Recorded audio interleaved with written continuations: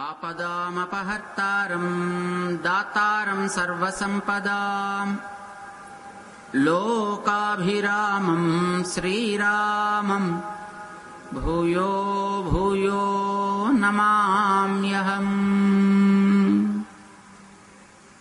కృష్ణో రక్షతు no జగత్రయ గురుః కృష్ణం నమస్యామ్యహం.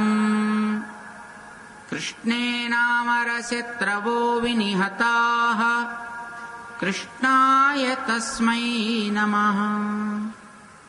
కృష్ణాదేవ సముత్థితం జగదిదం కృష్ణస్య దాసోస్మ్యహం.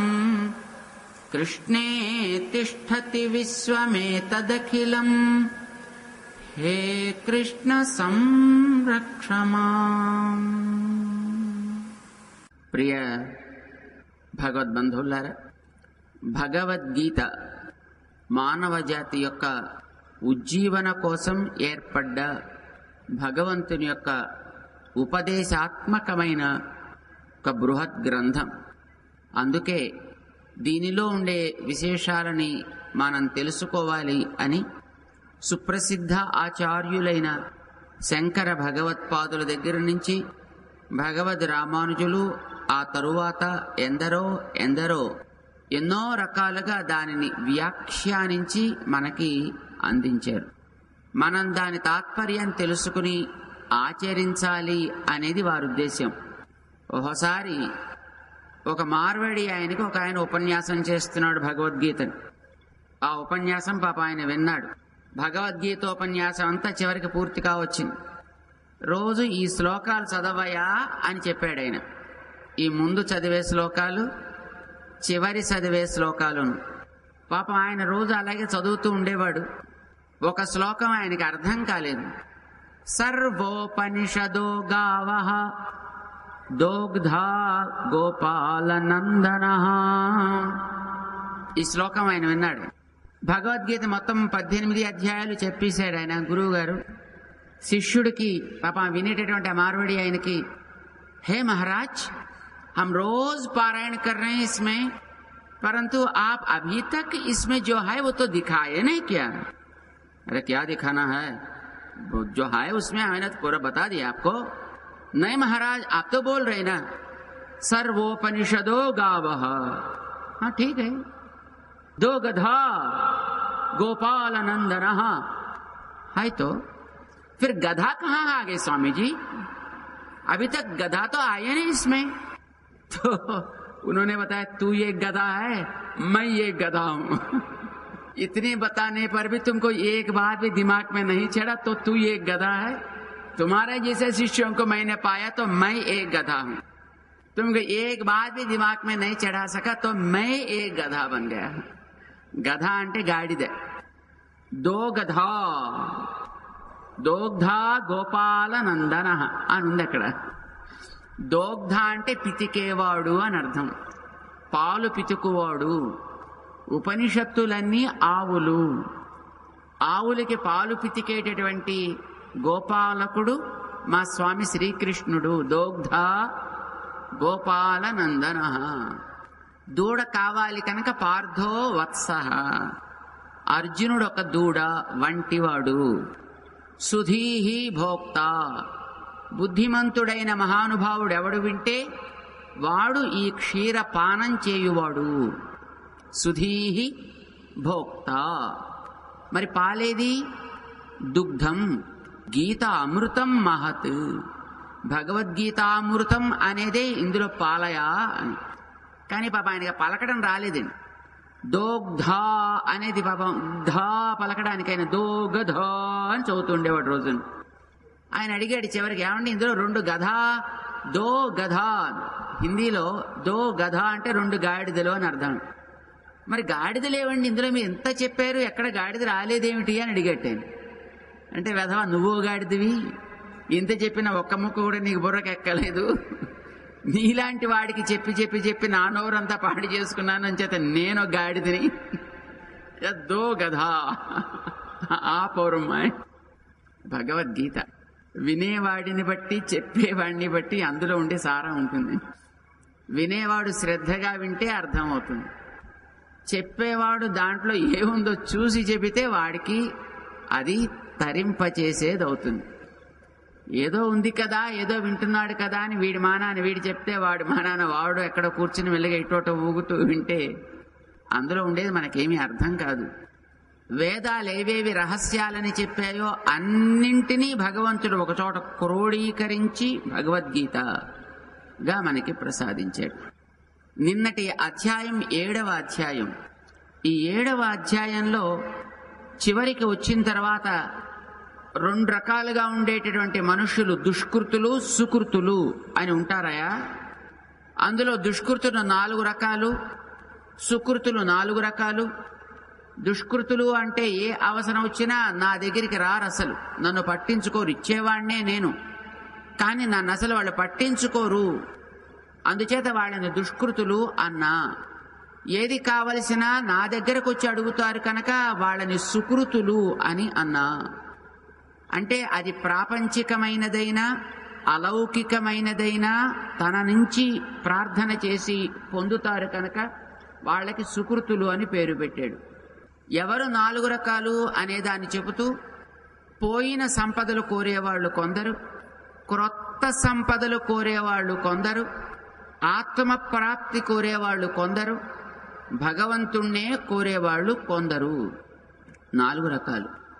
అయితే ఇందులో పాత సంపద అయితేనేమి కొత్త సంపద అయితేనే మొత్తాన్ని కోరేది సంపదే కనుక వాళ్ళిద్దరిని ఒక కేటగిరీ చేసేవయా. వాళ్ళని ఐశ్వర్య అర్ధులు, ఐశ్వర్యాన్ని కోరుకునేవాళ్ళు, వాళ్ళందరినీ ఒక కేటగిరీ అని మనకి చెప్పారు. అయితే వాళ్ళు ఏమేమిటి తెలుసుకోవాలి అనే విషయాన్ని గురించి చివరిదాకా వచ్చిన తర్వాత జరామరణ మోక్షాయ దగ్గర నుంచి ఐశ్వర్యార్థులు అయినటువంటి వాళ్ళు ఒక 2 విషయాలు ప్లస్ 2 విషయాలు 4 గురించి తెలుసుకోవాలి అని చెప్పాడు. సాధిభూతము అధిదైవతము అనే 2, అధియజ్ఞము అంత్యకాల స్మృతి అనేవి 2, మొత్తం 4 విషయాలు తెలుసుకోవాలి అని చెప్పాడు. ఆత్మ దర్శనాన్ని కోరుకునేవాళ్ళు 5 విషయాలు తెలుసుకోవాలి అని చెప్పాడు. అంత్యకాల స్మృతి అందరికీ కామన్, అధియజ్ఞం అందరికీ కామన్. కానీ ఐశ్వర్యార్థులు 2 తెలుసుకోవలసి ఉంటే ఈ ఆత్మార్థులు మాత్రం 3 తెలుసుకోవాలి. తత్ బ్రహ్మ తెలుసుకోవాలి, అధ్యాత్మం తెలుసుకోవాలి, అఖిలం కర్మ ఇది కూడా తెలుసుకోవాలి అన్నాడు. ఓహో, మరి నిన్ను కోరేవాళ్ళు ఏం తెలుసుకోవాలా అన్నాడు. అంటే ప్రత్యేకించి తెలుసుకోవాల్సిందేం లేదా, అందరికీ కామన్గా తెలుసుకోవాల్సిందే. మొట్టమొదటి 2 చెప్పాను, అంత్యకాల స్మృతి అధియజ్ఞము, ఇవి 2 వాళ్ళకి వేరే ప్రత్యేకం తెలుసుకోవాల్సినవి ఏం లేవు. నన్ను చేరాలంటే తెలుసుకోవడానికి ఏం ఉండక్కర్లా, కానీ తనకంటే విరుద్ధమైనవి కావాలి పొందాలి అన్నప్పుడు మాత్రమే ఏదో తెలుసుకోవలసి ఉంటుంది. అమ్మ దగ్గరికి వెళ్ళాలంటే రూల్ ఏం అక్కర్లేదండి, కానీ ఎక్కడికైనా ఇతర చోటుకి వెళ్ళాలంటే దానికి ఎలా వెళ్ళాలి, ఏ డ్రెస్ ఉండాలి, దానికి ఒక కోడ్.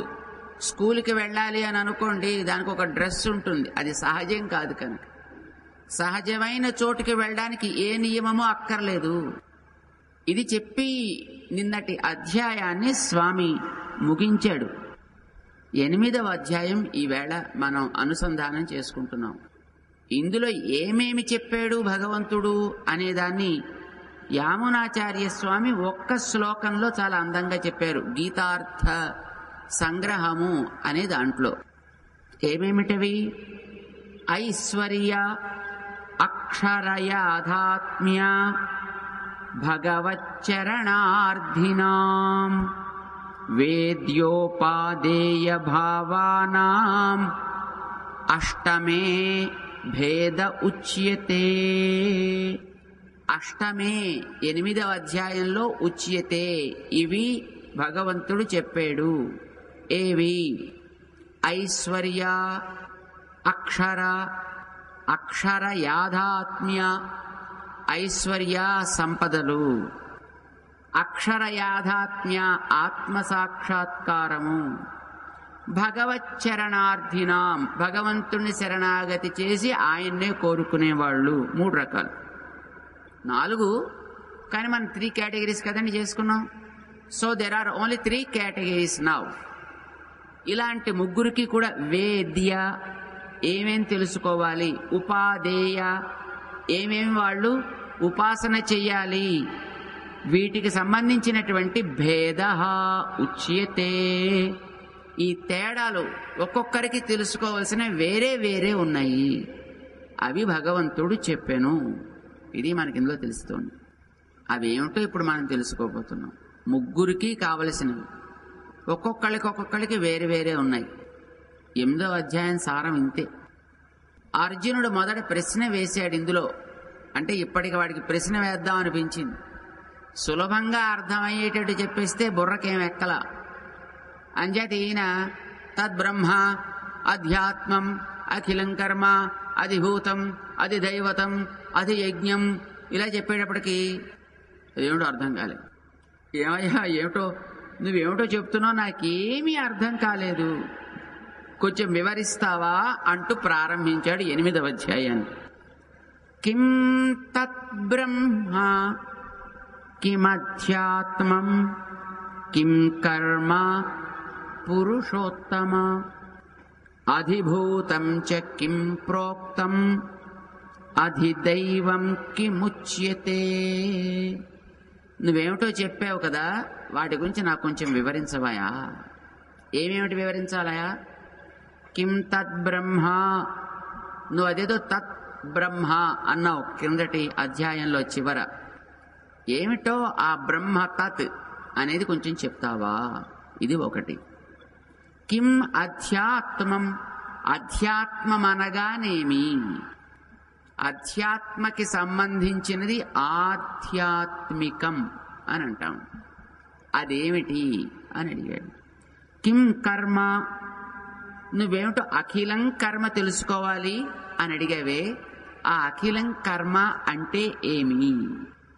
అధిభూతం చ కిం ప్రోక్తం, అధిభూతము అని అన్నావే అదేమిటి? అధిదైవం కిముచ్యతే, అధిదైవతము అని ఒకటి చెప్పావు. ఇది ఐశ్వర్యం కావలసిన వాళ్ళకి. పై 3 ఆత్మ కోరుకునే వాళ్ళకి, కిందవి 2 ఐశ్వర్యం కోరుకునే వాళ్ళకి. ఇక అందరికీ కామన్ గా ఉండేవి కొన్ని చెప్పావు. అధియజ్ఞం కథం కో అత్ర దేహేస్మిన్. కొంచెం బుద్ధిమంతుడిలాగే కనిపిస్తున్నాడు అర్జునుడిని చూస్తే. భగవంతుడు చెప్పింది అధియజ్ఞాన్ని తెలుసుకోవయా అని అన్నాడు ఆయన. యజ్ఞము అంటే ఏమిటో మనకి 3, 4 అధ్యాయాల్లో చెప్పాడు భగవంతుడు. ఏమిటి యజ్ఞం అంటే? ఏమిటంటే అప్పుడెప్పుడు 3, 4లో చెప్తే ఇప్పుడు మనం 8లో ఉన్నాం. మధ్యలో 5 వచ్చింది, 6 వచ్చింది, 7 వచ్చింది. ఇవన్నీ దాటిపోయిన తర్వాత అప్పుడెప్పుడో చెప్పిందని మీరు ఇప్పుడు అడిగితే ఏం చెప్తామండి? యజ్ఞము అనేది ఏదో ఉంది అక్కడ చెప్పాడు ఆయన. అయ్యా ఒక చక్రం ఉందయ్యా, ఓ సంసారం అనే ఒక చక్రం. ఆ చక్రానికి యజ్ఞమే ఇరుసు లాంటిది. జ్ఞాపకం వచ్చిందా? యజ్ఞమే ఇరుసు లాంటిది. తస్మాత్ సర్వగతం బ్రహ్మ నిత్యం యజ్ఞే ప్రతిష్ఠితం అని 3వ అధ్యాయంలో చెప్పాడే. అసలు చక్రం జ్ఞాపకం ఉందా? చక్రం అంటే రోజు వెళ్ళొస్తున్నామండి సైకిళ్ళ మీద, రిక్షాల మీద, ఆటో రిక్షా. ఆ చక్రాలు జ్ఞాపకం ఉన్నాయండి. ఏం చక్రం చెప్పాడు? భూతము, అన్నము, వాన, వానకి వెనకాతల యజ్ఞము, యజ్ఞానికి వెనకాతల కర్మ, కర్మకి వెనకాతల శరీరము, శరీరానికి వెనకాతల ఆత్మ, శరీరము ఆత్మ కలిస్తే భూతము, భూతానికి అన్నము. ఇది ఒక చక్రము. అయితే ఈ చక్రానికి కేంద్రమేమి అంటే యజ్ఞము. ఇవన్నీ యజ్ఞం మీద ఆధారపడి ఉంటాయి అని చెప్పాడు స్వామి. యజ్ఞము అంటే మనం చేసే పనులన్నీ అని అర్థం అండి. అయితే దాన్ని చెయ్యవలసిన క్రమంలో భగవద్ ఆరాధనగా మలచి చేస్తే అది యజ్ఞం. ఊరికే చేస్తే అది కర్మ. కర్మ అయితే చుట్టుకుంటుంది, యజ్ఞం అయితే విచ్చుకుంటుంది. అది కేవలం విచ్చుకోవడమే కాదు, ఇదివరకు ఉండే కర్మని కూడా తొలగిస్తుంది. ఇది మనం చెప్పుకున్నాం గతంలో. అంటే యజ్ఞము అనేది మనిషి చెయ్యాల్సిన పని అనేది అర్జునుడికి అవగాహన ఉంది. అందుకోసమనే అధి యజ్ఞము అంటే యజ్ఞానికి సంబంధించినది అని అర్థం. శరీరంతో చేసే పనికి ఎవరికో సంబంధించి ఉంటుంది, అది అధి యజ్ఞం. అంచేత అధియజ్ఞం కహ కథం అని 2 ప్రశ్నలు వేసాయండి. అంటే శరీరంతో చేసే పనులు అని అంటున్నావు కదా, అధియజ్ఞ కథం ఎట్లా చేయవలెను, కహ అత్ర దేహే ఈ శరీరంలో ఉండగా అధియజ్ఞం ఎవడవుతాడు, అధియజ్ఞుడు అంటే యజ్ఞముల చేత ఆరాధనలు అందుకొనేవాడు ఎవ్వడు ఈ శరీరంతో నాకు చెప్పాల్సింది అని అడిగాడు. విన్నాడు భగవంతుడు. పర్వాలేదు, కాస్త మనవాడికి అర్థమవుతోంది అని తెలిసింది. దానికి తగినట్టుగా వివరణ ప్రారంభం చేశాడు. అంతేకాదు, ప్రయాణకాలే చ కథం జ్ఞేయోసి నియతాత్మభిః అంత్యకాల స్మృతి చివరి సమయంలో తలంపు అని నువ్వు ఒకటి అన్నావు కదా, అది నువ్వే ఎప్పుడూ అందరికీ కూడా స్మరణలో ఉండవలసిన వాడివి. అంతవరకు పాపం అర్జునుడికి తెలుసు. చివరి సమయంలో నిన్ను ఎట్లా తెలుసుకోవాలి అని అడిగాడండి. ప్రయాణకాలే కథం జ్ఞేయోసి అంటే అంతకాల స్మృతి భగవంతుడి విషయంలో ఉండాలి అనే విషయం అర్జునుడికి బహుశా ఇదివరకే తెలుసులో ఉంది. అది నువ్వు ఎట్లా తెలియాలి అని అడిగాడు. ఇందులో ఇవి అర్జునుడు వేసిన ప్రశ్నలు 8వ అధ్యాయానికి. దానికి సమాధానమే ఈ 8వ అధ్యాయం. దీనికి సమాధానం చెబుతూ స్వామి మొట్టమొదటి ప్రశ్న ఏంటి, కిం తత్ బ్రహ్మ, బ్రహ్మమనగానేమి. అయితే అది మామూలుది కాదు, చాలా సుప్రసిద్ధమైనదిలా ఉన్నది. అందుకోసం దానికి తత్ బ్రహ్మ అని పేరు పెట్టాడు. అదేమిటి అని అడిగాడు. దానికి సమాధానం చెప్పాడు స్వామి. అక్షరం బ్రహ్మ పరమం. ఇది మొదటి ఆన్సర్. ఫస్ట్ క్వశ్చన్కి ఆన్సర్ ఇందులో చెప్పేశాడు. అక్షరం బ్రహ్మ పరమం. పరమం బ్రహ్మ, గొప్పదైనటువంటి బ్రహ్మ ఏమిటి అనంటే అక్షరము, నశించని ఆత్మ. ఆత్మ అసలు ఎప్పుడు నశించదు, కానీ ఒక్కొక్క దశలో నశించినట్లు అయిపోతుంది. ఏ దశలో అంటే ఇప్పుడే మన దశే. ఇప్పుడు లోపల శరీరంలో ఆత్మ అనేది ఒకటి ఉందండి. మనం ఆత్మ అంటే మనమే సుమండి. ఆత్మ ఆత్మ అన్నప్పుడల్లా మనం మనం అని అనుకుంటూ ఉండండి. నేను నేను అని అనుకుంటూ ఉండండి. లేదా ఆత్మగారి గురించి ఏదో మాట్లాడుతుంటే ఆయన ఎక్కడో ఉన్నాడు కాబోలు, ఎక్కడో 7 సాగరాల అవతల 7 ద్వీపాల అవతల ఏదో ద్వీపంలో, బంగారు పంజరంలో, చిలక గూటిలో, చిలక గుండెలలో ఎక్కడో ఆత్మగారు ఉంటారు. నో, ఆత్మ అంటే మనమే. మనం ధరించినది ఈ శరీరం. శరీరంలో మనం ఉన్నాం. ఇది జ్ఞాపకం పెట్టుకోవాలి ఎప్పుడైనా ఆత్మ అన్నప్పుడు. ఇది జ్ఞాపకం పెట్టుకోవడం దాకానే, ఇది అనుభవానికి రావడం చాలా కష్టం అండి. ఎందుకంటే లేవగానే మళ్ళీ కింద అది కాసేపు కూర్చోగానే శరీరం మీదకే మనకి దృష్టి పెడుతుంది తప్ప ఆత్మ మీదకి దృష్టి పోదు. దీన్నే ఎప్పుడు తలుచుకుంటూ ఉంటాం. కానీ జ్ఞాపకం పెట్టుకోవడం అయితే తప్పు లేదు కనుక జ్ఞాపకం పెట్టుకోండి. అది మంచిది కనుక జ్ఞాపకం పెట్టుకోండి. అయితే ఇందులో మనం ఉన్నాం వేరే, కానీ మనం వేరే ఉన్నట్టుగా మనకు అనిపించటం లేదు. అనిపించటం లేదు అంటే మనం ఉండి కూడా ఇక్కడ లేని వాళ్ళం క్రింద అయిపోయాము అని అర్థం. లేని వాళ్ళం కింద అయిపోయి కనిపించకపోతే లేనట్టే కదండి లెక్క. కనిపించటం లేదు అంటే లేము అని అర్థం. ఇప్పుడు ఒక రాతిలో కూడా జీవుడు ఉంటాడండి. జీవుడు లేని వస్తువు అంటే ఏది ఉండదు. కానీ రాయిలో జీవుడు ఉన్నట్టు మనకు తెలుస్తుందా? తెలీదు. మరి అందులో జీవుడు ఉన్నాడు కదా, ఉన్నప్పటికీ లేనట్టే లెక్క. కారణం, వాడు ఉన్నందువల్ల జరగాల్సినటువంటి పని ఏదో అది జరగటం లేదు. అందుకోసం వాడిని లేనట్టే మనం లెక్క కట్టేస్తామన్నమాట. నమ్మాళ్వార్ వారి దివ్య ప్రబంధంలో ఒక చోట, అయ్యా భగవన్, నీ కోసం ఉపయోగపడకపోతే ఇది ఉన్నా లేనట్టే. ఉడంబినాల్ కురైవిల్లా, నా దేహంతో ఇది నీ సేవకి వినియోగపడని నాడు ఇది లేకపోయినా నాకు బెంగలేదు. నిరైనాల్ కురైవిల్లా, నా అందము ఇది నీ సేవ కోసం వినియోగపడని నాడు ఇది ఉన్నా దండగా లేకపోయినా నాకు బెంగలేదు. ఉయిరినాల్ కురైవిల్లా, ఉయిర్ అంటే ఆత్మ, ఆత్మ కూడా నీ సేవ కోసం ఉపయోగపడకపోతే ఇది ఉన్నా దండగా నాకు లేకపోయినా బెంగలేదు అన్నారండి.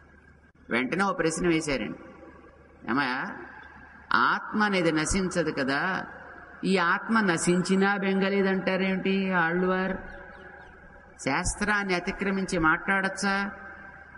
ఇది లేకపోయినా బెంగలేదేమిటి అని అడిగారండి వెంటనే ప్రశ్న. అంటే ఉన్నందువల్ల జరగాల్సిన పని జరగకపోతే అది లేనట్టే లెక్క. ఒకడిని మనం గేటు దగ్గర కాపలా పెట్టాము, వాడి బాధ్యత ఏంటి? ఎవడు రావాలో వాణ్ణి పంపాలి, ఎవడు వెళ్ళాలో వాణ్ణి బయటికి పంపాలి, తగని వాణ్ణి ఆపాలి. వాచ్మెన్ పర్పస్ అదే కదండి. వాడక్కడ ఉన్నాడు కానీ వాడు ఆ పని చేయటం లేదనుకోండి, అప్పుడు వాడు ఉన్నట్టా లేనట్టా? ఉండి లేనట్టు లెక్క. ఇప్పుడు వాడి ఎగ్జిస్టెన్స్ వ్యర్థం అవుతుంది మనకు తెలుసు. అలానే ఈ ఆత్మ ఉన్నందువల్ల జరగాల్సిన పని ఇది భగవంతుని యొక్క సేవకి వినియోగపడుట. పడటం లేదు అంటే ఇది ఉన్నా లేనట్టే లెక్క. దీన్ని దృష్టిలో పెట్టుకుని యామునులు అనేటటువంటి ఒక మహానుభావులు, ఇప్పుడు ఈ గీతా సారాన్ని మనకు అందించినటువంటి మహానుభావులైనటువంటి యామునాచార్య స్వామి ఒక శ్లోకం చెప్పారు. స్తోత్ర రత్నం అనే దాంట్లో న దేహం న ప్రాణాన్ నచ సుఖం అశేషాభిలషితం నచ ఆత్మానం నాన్యత్ కిమపి తవ శేషత్వ విభవాత్ బహిర్భూతం నాథ క్షణమపి సహే యాతు శతధా వినాశం తత్సత్యం మధుమథన విజ్ఞాపనమిదం. భగవంతుడితో చెప్తున్నారు, హే మధుమథన, మధు అనే రాక్షసుణ్ణి సంహరించిన భగవన్, ఇదం విజ్ఞాపనం సత్యం, నేను నిజంగా చెప్తున్నా. ఏం చెప్తున్నావా? నీ సేవకి వినియోగపడకపోతే దేహం నాకు ఈ దేహంతో పని లేదు. నా ప్రాణాన్, ఈ ప్రాణాలు పోయినా బెంగలేదు. నచ సుఖం అశేష అభిలషితం, రకరకాల వాటి వల్ల ఏర్పడే సుఖం కూడా నాకు లేకపోయినా బెంగలేదు. నచ ఆత్మానం, ఈ ఆత్మని కూడా నేను కోరనయా. ఆత్మ అంటేనే నేనండి, మరి నన్ను నేను కోరేదేమిటి? అంటే ఈ ఆత్మకు ఎగ్జిస్టెన్స్ లేకుండా పోతుంది. అలా అయినప్పుడు నా అన్యత్ కిమపి, అసలు ఇంతకంటే ఇంకా ఏది వేరేనది ఏది కూడా నాకు అక్కర్లేదు. నాన్యత్ కిమపి తవ శేషత్వ విభవాత్ బహిర్భూతం, నీ సేవకి వినియోగపడనప్పుడు ఇవి ఏ ఉన్నప్పటికీ వ్యర్థము. హే నాథ, క్షణమపి న సహే, ఒక్క క్షణం కూడా నేను వీటి యొక్క ఉనికిని సహించను. మరేం చేస్తా సహించకపోతే? యాతు శతధా వినాశం, ఇది వందలుగా ముక్కలైపోని. ఆత్మ అనేది అన్నిటికంటే చిన్నది కదా, అది ముక్కలు అవ్వాలంటే ఏమైనా అందులో దూరి కదా ముక్కలు చేయాలి. మనం గతంలో 2వ అధ్యాయంలో అనుకున్నాం చూడండి, ఏదైనా ఒకదాన్ని ఒకటి నశింప చేయాలి అంటే అందులోకి దూరి దాన్ని నశింప చేయాలి. ఇది నియమం ఎక్కడైనా. ఆత్మ నాశనం కావాలి అంటే ఆత్మ లోపలికి దూరి దాన్ని నశింపచేసేది ఏదైనా కావాలి. కానీ అలాంటివి ఏం లేవు కదా. మరి ఆత్మ నశించదు కదా, అది ఏకావయవి కదా. మరి అలాంటప్పుడు ఇంక దాన్ని యాతు శతధా వినాశం 100 ముక్కలైపోని అంటారేమిటి? అసంభావితములైన వాటిని అనవచ్చా అని ప్రశ్న వేసుకున్నారు. అంటే అనకూడదు. అశాస్త్రీయమైనటువంటి మాటలు ఆడవచ్చా అంటే కూడదు. మరి ఎందుకన్నారు ఆయన అంటే మా ఆళ్వారు అన్నారు కనుక. ఉయిరినాల్ కురవిల్లా అని పాడారు. ఈ ఆత్మ పోతే పోనివాయా?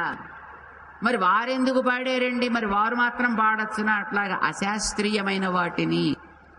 అంటే నాయనా, భగవంతునికి వినియోగపడ్డప్పుడే దానికి ఉన్నందుకు జరగవలసిన ప్రయోజనం జరిగినట్టు, ఉన్నందువల్ల దానికి ఒక గుర్తింపు ఏర్పడ్డట్టు, దానికి వినియోగపడని నాడు అది ఉన్నా లేనట్టే లెక్క. అందుచేత అది లేనట్టే లెక్క అయినప్పుడు అది ఒకటేమిటి, 100 ఏమిటి, 1000 ఏమిటి, ఎన్ని ముక్కలైనా దానికి పెద్ద లెక్కే లేదు. ఇది వీరు చెప్పడమే కాదండి, పరమఋషులైనటువంటి మహనీయులు కూడా ఇదే మాట చెప్పారు. భగవంతుని యందు రక్తి కలిగినటువంటి గోపికా జనం ఒక క్షణం కనుక ఆ భగవంతుని చూడకపోతే అన్ని రకాలైనటువంటి దోషములు ప్రవేశించి ఈ ఆత్మ నశించినట్టుగా వారు భావించేవారు. యన్ముహూర్తం క్షణం వాపి వాసుదేవః న చింత్యతే. ఒక క్షణము కాని, క్షణంలో లవలేశం కాని వాసుదేవుడు మనస్సులో స్మరణలో నిలవకపోతే, అంటే భగవత్ స్మరణలోంచి బయటికి కనుక వచ్చినట్లయితే, అంటే భగవంతుడి యొక్క స్మరణ విస్మృతి ఏర్పడితే, సాహాని, అదే పెద్ద లోపం ఏర్పడ్డట్టుగా భావించేవారట. తన్ మహచ్ఛిద్రం, ఆత్మకి అన్ని రకాలుగాను అది బాకులతోటి పొడిచినట్టు భావించేవారట. సా హాని తన్ మహచ్ఛిద్రం సా భ్రాంతి, అదే ఆత్మకి మోహం వచ్చినట్టు భావించేవారు. సాచ విక్రియ, అదే ఆత్మ ముక్కలు ముక్కలు అయిపోయినట్టుగా భావించేవారు. భగవంతుని స్మరణలోంచి అరక్షణపు ఎడబాటు ఏర్పడితే, గోపికలందరి స్థితి అట్లాంటిదే, భక్తులందరి స్థితి భగవంతుడి విషయంలో అట్లాంటిదే. అంచేది అశాస్త్రీయం కాదయా, ఇది శాస్త్రీయము. మనందరూ ఇప్పుడు ఆ స్థితిలోనే ఉన్నాం. మనకేం పెద్ద దేవుడికి స్మరణ ఏమిటో వారం రోజులు లేకపోతే కొంపలు అంటుకుపోయాయి ఏమిటి? మనం భోజనం లేకపోతే కొంపలు అంటుకుపోతాయి, ప్రొద్దున్న బాలభోగం లేకపోతే కొంపలు అంటుకుంటాయి, మధ్యాహ్నం రాజభోగం లేకపోతే ఇంక సరి చెప్పక్కర్లేదు, రాత్రి లేకపోతే ఇబ్బంది అనుకోండి. అని అవసరమైతే ఏ కాల్సి లాంటి రోజు వస్తే ఏదో కొంచెం తట్టుకుంటాం, ఒక పూట కనుక ఏదో మేనేజ్ చేస్తాం. లేకపోతేనా ఇది సాచ విక్రియ, తిండి లేకపోతే మనకి విక్రియ. సా హాని తన్ మహచ్ఛిద్రం. మనకి భగవంతుడు లేకపోతే కాదు, భగవంతుడు లేకపోతే హాయి టీవీ చూస్తూ కూర్చోవచ్చు. భగవంతుడు ఉన్నాడంటే మళ్ళీ అక్కడ ఏదో సోమవారం వచ్చి కూర్చున్నారు, అయితే గుళ్ళో పూజలు పునస్కారాలు వచ్చాయంటే పోయి వెళ్ళకపోతే బాగుండదేమో, వెడితే టీవీలో సీరియల్ అయిపోతుందేమో. ఇది రకరకాల బెంగలండి. ఇవి లేకపోతే మనకి సుఖం, కానీ అది లేకపోతే వీళ్ళకి కష్టం. భక్తులైనటువంటి మహనీయులు గిట, మనకు కాదు. ఇది భక్తుల గురించి చెప్పే మాట. అంచేత ఇక్కడ ఆత్మ అక్షరము అనేది ఉందండి మన శరీరంలో, కానీ ఇది రకరకాలైనటువంటి వాటికి బానిసైపోయి వాటి యొక్క కప్పు చేత ఇది మూతపడి ఉంది ఇక్కడ ఉండేటటువంటి ఈ జీవుడు. అంచేత ఇది బ్రహ్మమే. నిజానికి బ్రహ్మ అంటే చాలా గొప్పది, పెద్దది, పెంచేది అని అర్థం. ఆకారం చేత అణువు అంటే దీపం చిన్నదున్న గొప్ప కాంతి ఇచ్చినట్టుగా ఈ ఆత్మ అణుప్రాయమై ఉన్న దీనికి ఉండేటటువంటి తెలివి, జ్ఞానం చాలా అద్భుతమైనటువంటిది, చాలా గొప్పది.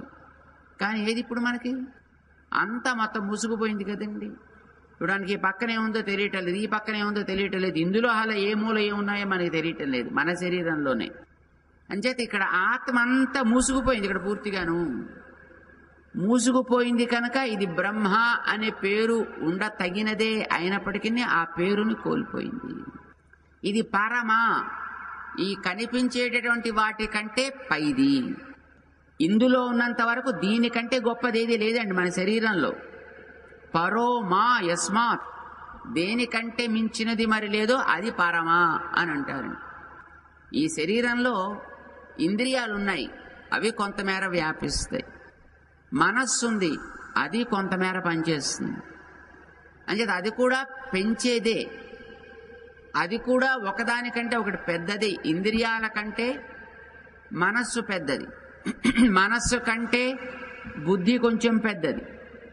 కానీ ఈ బుద్ధి కంటే కూడా ఆత్మ ఇంకా చాలా పెద్దది కనుక దానికి పరమా అని అంటారండి. ఈ శరీరాన్ని నువ్వు ఒక హద్దుగా పెట్టుకుని చూసుకున్నప్పుడు కనుక ఇది పరమ అక్షరం, గొప్పదైనది, నశించనిది, ఇది బ్రహ్మ, ఇది ఆత్మ యొక్క స్వరూపం.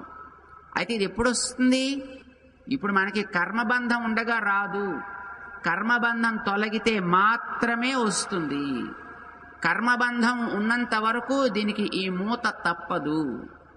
మూసిపెట్టేది కర్మే నిజానికి. ఇది తొలగాలి. ఇది తొలగినప్పుడు ఆత్మ తన సహజమైన కాంతితోటి ప్రకాశిస్తూ ఉంటుంది. అలాంటి దానిని పరమం అక్షరం లేదా పరం బ్రహ్మ అంటారు ఈ శరీరంలో ఉన్నంత వరకు.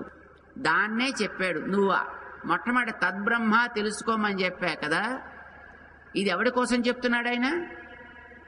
ఆత్మని దర్శించాలి అనుకునేవాడి కోసం చెప్తున్నాడు. ఆత్మ దర్శన కాంక్షకి ఆత్మ ఎంత గొప్పదో తెలుసుకుంటేనే దాన్ని దర్శించాలనే కోరిక కలుగుతుందండి. లేకపోతే దాని మీద దృష్టి ఎందుకు కలుగుతుందండి?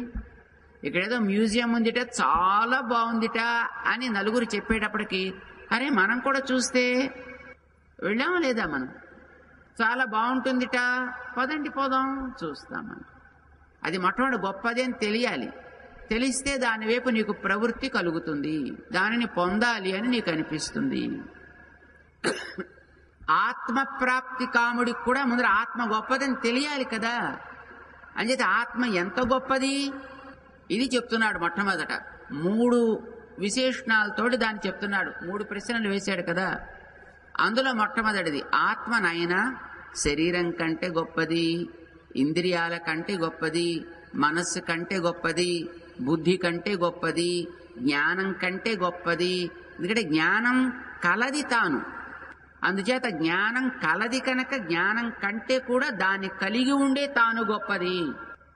మనకి దేహ ఇంద్రియ మనః ప్రాణాధీభ్యో విలక్షణ అంటారన్నమాట. ఈ శరీరేంద్రియాదులన్నిటికంటే గొప్పది ఆత్మ. శుద్ధమైన ఆత్మ గురించి నేను చెప్తున్నా. దానంత గొప్పది మరి లేదయా అనుకుంటే నువ్వు దాన్ని అయితే నేను పొందాలి అని ప్రయత్నం చేస్తావు. నువ్వు దాన్ని పొందాలి అని కోరుకుంటున్నావు. ఆ కోరుకునేటప్పుడు దాని మీద నీకు దృఢమైనటువంటి విశ్వాసం కలగాలి. ఇది తప్ప మరొకటి పొందదగింది కాదు అని నీకు అనిపించాలి. అప్పుడు నీకు దాన్ని పొందడానికి అర్హత కలుగుతుంది. అంచేది ఇది అక్షరం బ్రహ్మ పరమం. ఇది నశించని వాటిల్లోకెల్లా గొప్పది. శరీరం నశిస్తుంది, ఇంద్రియాలు నశిస్తాయి, మనస్సు కూడా నశిస్తుంది, బుద్ధి సరే రోజు నశిస్తూనే ఉంది మనకి తెలుసును. ఎరా బుద్ధి ఉందా లేదా అంటుంటారు. మన అంటే మనకే కాదు బయట వాళ్ళకు కూడా తెలిసిపోతుంది బుద్ధి నశిస్తుంది. మన బుద్ధి కూడా నశిస్తుందని వాళ్ళకు కూడా తెలిసిపోతుంది. అంచేత బుద్ధి కూడా నశిస్తుంది. జ్ఞానం ఒక్కసారి ప్రకాశిస్తోంది, ఒకసారి ప్రకాశాన్ని కోల్పోతోంది. అంటే దానికి సంకోచ వికాసాలు అని అంటారనమాట. దానికి సంకోచ వ్యాకోచములు ఉన్నాయి జ్ఞానానికి కూడా. అంచేత జ్ఞానం కంటే కూడా గొప్పది ఆత్మ. ఇది తెలిస్తే నీకు దాన్ని త్వరగా పొందాలి అని అనిపిస్తుంది. దానికి ఆటంకాలు ఏమైనా ఉంటే వాటిని దూరంగా తొలగించుకోవాలని కూడా అనిపిస్తుంది కదా. పొందాల్సిన దాని యందుండే గొప్పతనం మధ్యలో ఎదురయ్యే అవరోధాలని పక్కకి తొలగించుకోవడంలో శ్రద్ధని కలిగిస్తుంది. అప్పుడు దానికోసం ఏదైనా ఒక ప్రయత్నం చేసి అవరోధం తొలగించుకునే ప్రయత్నం చేస్తాడు. పొందవలసిన దానిని పొందేందుకు కూడా ఉద్యమిస్తాడు. ఇవి రెండు మనకి చెప్పాలి. ఇప్పుడు ఆత్మ విషయంలో అది చెప్తున్నాడు. మొట్టమొదట 3 ప్రశ్నలు దానికి సంబంధించినవే. మొట్టమొదటి ప్రశ్న, అయ్యా ఏమిటి ఆత్మ అంటే? అక్షరం బ్రహ్మ పరమం. నశించని వాటిల్లోకెల్లా చాలా గొప్పదయ్యా ఇది. ఎప్పుడు ఉంటుంది? సరి తెలిసింది. రెండో ప్రశ్న, కిమధ్యాత్మం, ఆత్మని గురించి తెలుసుకోవలసినది ఏమిటి అని అడిగాడు ఆయన. స్వభావోధ్యాత్మముచ్యతే. స్వభావ స్వ అంటే తాను ఆత్మ, భావము అంటే తనకి ఈ శరీరాల్లోకి రావటానికి కారణమైనటువంటి దాన్ని అంటిపెట్టుకుండేవేవో కొన్ని ఉన్నాయి, వాటికి స్వభావములు అని అంటారు. ఏంటి ఆత్మ అంటిపెట్టుకుండేవి? ఎప్పుడును అవేమిటో తెలిస్తే వాటిని పోగొట్టుకోవడం కోసం ప్రయత్నం చేయాలనిపిస్తుంది కదండి. ఇప్పుడు ఆత్మకి తన యొక్క అక్షరం బ్రహ్మపరమం అన్నట్టుగా తన రూపాన్ని తను హాయిగా నిరంతరం చూసుకుంటూ ఉండాలంటే దీనిని అలా చూడకుండా కప్పిపెట్టినవి కొన్ని ఉన్నాయి. అవి స్వభావములు. ఏంట స్వభావం? స్వభావ అది అధ్యాత్మము, ఆత్మని అంటుకునున్నవి. అవి స్వభావాలు. ఏంటవి?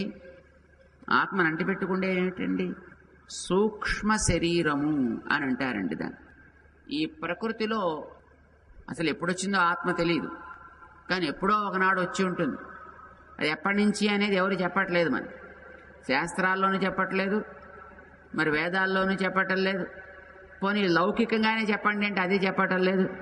అనాది అనేసి ఊరుకున్నారు అంతే. ఎప్పుడు ఆరంభమైందో తెలియదండి అనేసి ఊరుకున్నారు. అంటే ఎప్పటి నుంచో ఉంది. పోనీ ఎప్పటి నుంచో ఏదో ఒక మొదలంటూ మనం అనుకుందాం. ఆ మొదటి నుంచి ఇప్పటిదాకా దీన్ని అంటిపెట్టుకుండేటటువంటిది ఒక సూక్ష్మ శరీరము అని అంటారు. దేంతో తయారవుతుంది సూక్ష్మ శరీరం అంటే? 5 ఇంద్రియాలతోటి కూడుకుని ఉంటుంది. ఈ ఇంద్రియాలు గ్రహించడానికి వీలయ్యే పంచభూతాల సూక్ష్మ అంశాలతోటి కూడుకొని ఉంటుంది. ఆ పంచభూతాల సూక్ష్మ అంశాలకి తన్మాత్రలు అని పేరు. దీని గురించి మనం గతంలో చెప్పుకున్నాం, అయితే మర్చిపోయి ఉంటారు అనుకోండి. 2వ అధ్యాయంలో చెప్పుకున్నాం, అంచేత మర్చిపోయి ఉంటాం. ఏమని చెప్పుకున్నాం అక్కడ? మాత్రా స్పర్శాస్తు కౌంతేయ. మాత్రా స్పర్శలు. ఏమిటి మాత్రలంటే? టాబ్లెట్లు కాదు. మాత్ర అంటే భూతముల యొక్క సూక్ష్మ అంశ, దానికి తన్ మాత్ర అంటే ఇప్పుడు ఈ మట్టికి సూక్ష్మ అంశ ఒకటి ఉంటుంది, దాన్ని బట్టి మన శరీరం ఇంత అవుతుంది. నీళ్లకి సూక్ష్మాంశ ఉంటుంది, దాన్ని బట్టి ఇంత అవుతుంది. తేజస్సుకి, వాయువుకి, ఆకాశానికి అన్నింటికి సూక్ష్మాంశాలు మన దగ్గరే ఉంటాయి. మనం ఇందులోంచి వెళ్ళిపోయినా అవి తీసుకునే వెళ్ళిపోతాం. మనం మళ్ళీ ఇంకో కొత్త శరీరాన్ని పట్టుకున్నా అవి పట్టుకునే వస్తాం మనం. సూక్ష్మాంశలు అని అంటారు. పంచభూతాల యొక్క సూక్ష్మ అంశాలు, వాటికి తన్మాత్రలు అని పేరు. ఈ తన్మాత్రలు కూడా మనని పట్టుకునే ఇంద్రియాలతో పాటు ఉంటాయి, ప్లస్ మనస్. 5 ఇంద్రియాలని మరి కంట్రోల్ చేసేవాడు ఎవడో ఉండాలి కదా. ఆ కంట్రోల్ చేసేది మనస్సు. అంచేత లీడర్ లేకుండా ఇంద్రియాలను కనుక వదిలేస్తే అన్నీ ఒక్కొక్కటి తల వైపుకు పరిగెడతాయి. అంచేత వాటిని కంట్రోల్ చేయడం మళ్ళీ దిగి చేత కాదు. అంచేత మనస్సు కూడా అక్కడ ఉండాలి ఎప్పుడు. అంచేత మనస్సు, ఇంద్రియాలు, భూత సూక్ష్మాలు ఇవి కలిపితే అవి చిన్న శరీరం అవుతుంది, సూక్ష్మ శరీరం.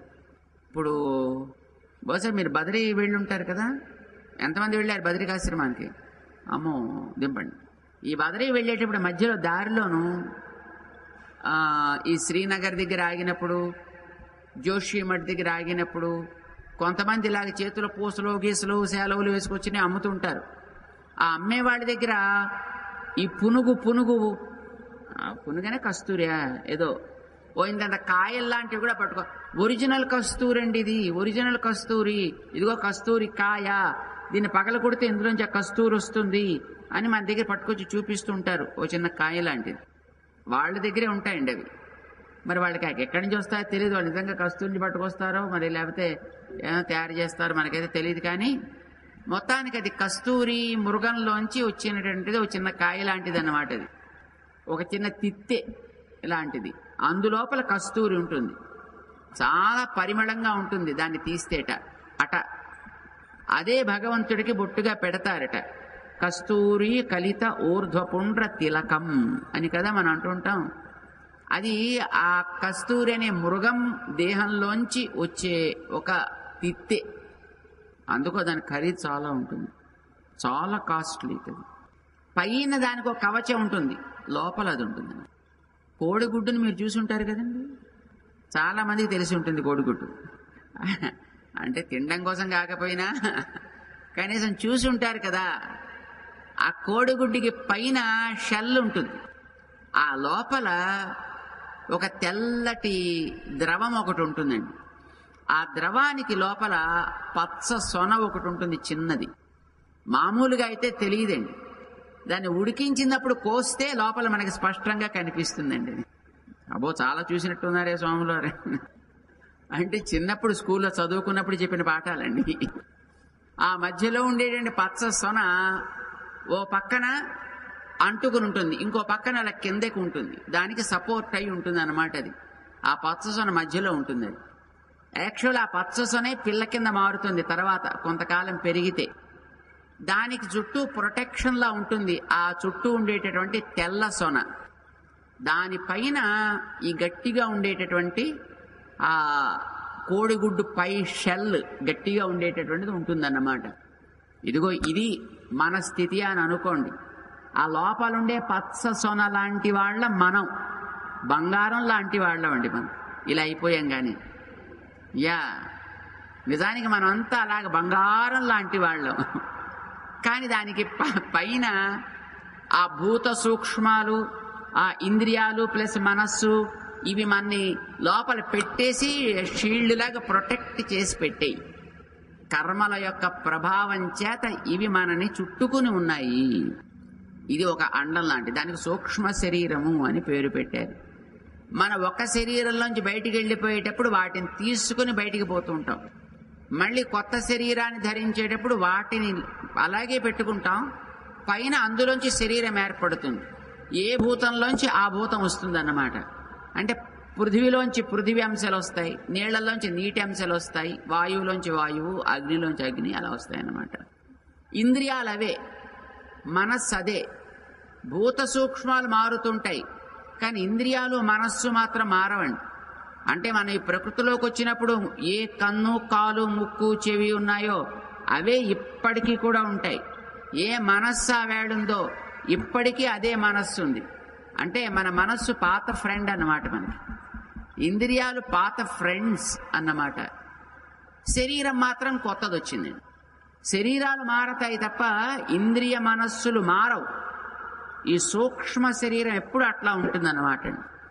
దానికి స్వభావ అధ్యాత్మముచ్యతే.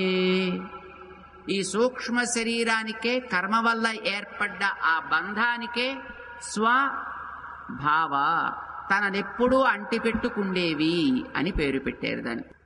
మూడో ప్రశ్న ఏంటి? కిం కర్మ? నువ్వేదో అఖిలం కర్మ, పని అంతా తెలుసుకోవాలి అని అన్నావు కదా. పనే కదా మన ఇక్కడ తెచ్చి పెట్టేది. ఈ శరీరం పోకుండా చేసేది ఏది మన్ని? ఇంతకాలం ఈ సూక్ష్మ శరీరం మన్ని వదలకుండా ఓ శరీరం తర్వాత ఇంకో శరీరంలోకి, అందులోంచి ఇంకో దాంట్లోకి, అందులోంచి ఇంకో దాంట్లోకి, ఇలాగ శరీరాలు మారుస్తూ మనం తిరిగేటట్టుగా చేసేదెవరు? ఈ సూక్ష్మ శరీరం. ఈ సూక్ష్మ శరీరం వదలకుండా ఉండేట్టు చేసేదెవరు? మనం చేసే పని, మనం చేసే కర్మ. ఈ కర్మలు కదా. నువ్వేమన్నావు? అఖిలం కర్మ తెలుసుకోవాయా అంటే అన్నిటినీ మొత్తం తొలగించగలిగేదేదైనా లేదా నీకు దాన్ని నిరంతరము వచ్చేట్టు చేసేదేదో ఒక కర్మ. ఆ కర్మ వల్లనే నీకు సూక్ష్మ శరీర సంబంధం ఏర్పడింది. అది ఏర్పడింది కనుకనే ఆత్మ ఎంత గొప్పదో నువ్వు తెలుసుకోలేకపోతున్నావు. మరి చెప్పు ఆ కర్మ ఏమిటో చెప్పవా? భూత భావోద్భవకర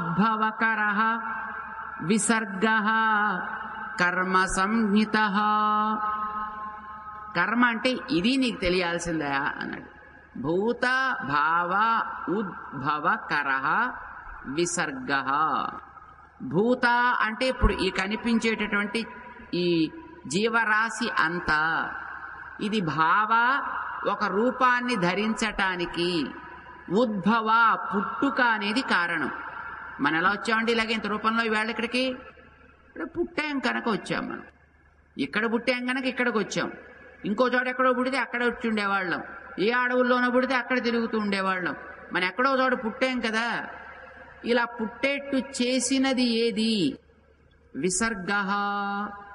రేతోత్సర్జనము, స్త్రీ పురుషుల యొక్క కలయిక వల్ల ఏర్పడేటటువంటి విసర్జన, దానికి కర్మ అని పేరు పెట్టాడు.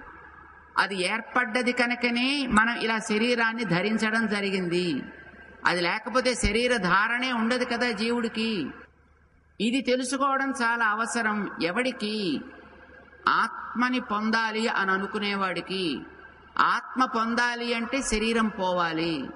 శరీరం పోవాలి అంటే శరీరం వచ్చేందుకు చేసే పని ఏదో అది జరగకుండా పోవాలి. అప్పుడు వాడికి శరీరం రాదు.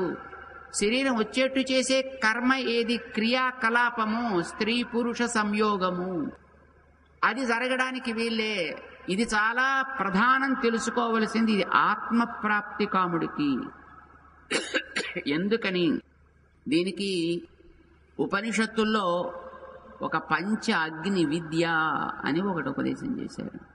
అందులో ఈ శరీరాలు మనకు వస్తున్నాయి అనంటే ఎంత కఠినమైనటువంటి మధ్యలో యాత్ర సాగితే మనం ఈ శరీరాల్లోకి వచ్చామో మనకి చెప్తుందండి ఉపనిషత్తు.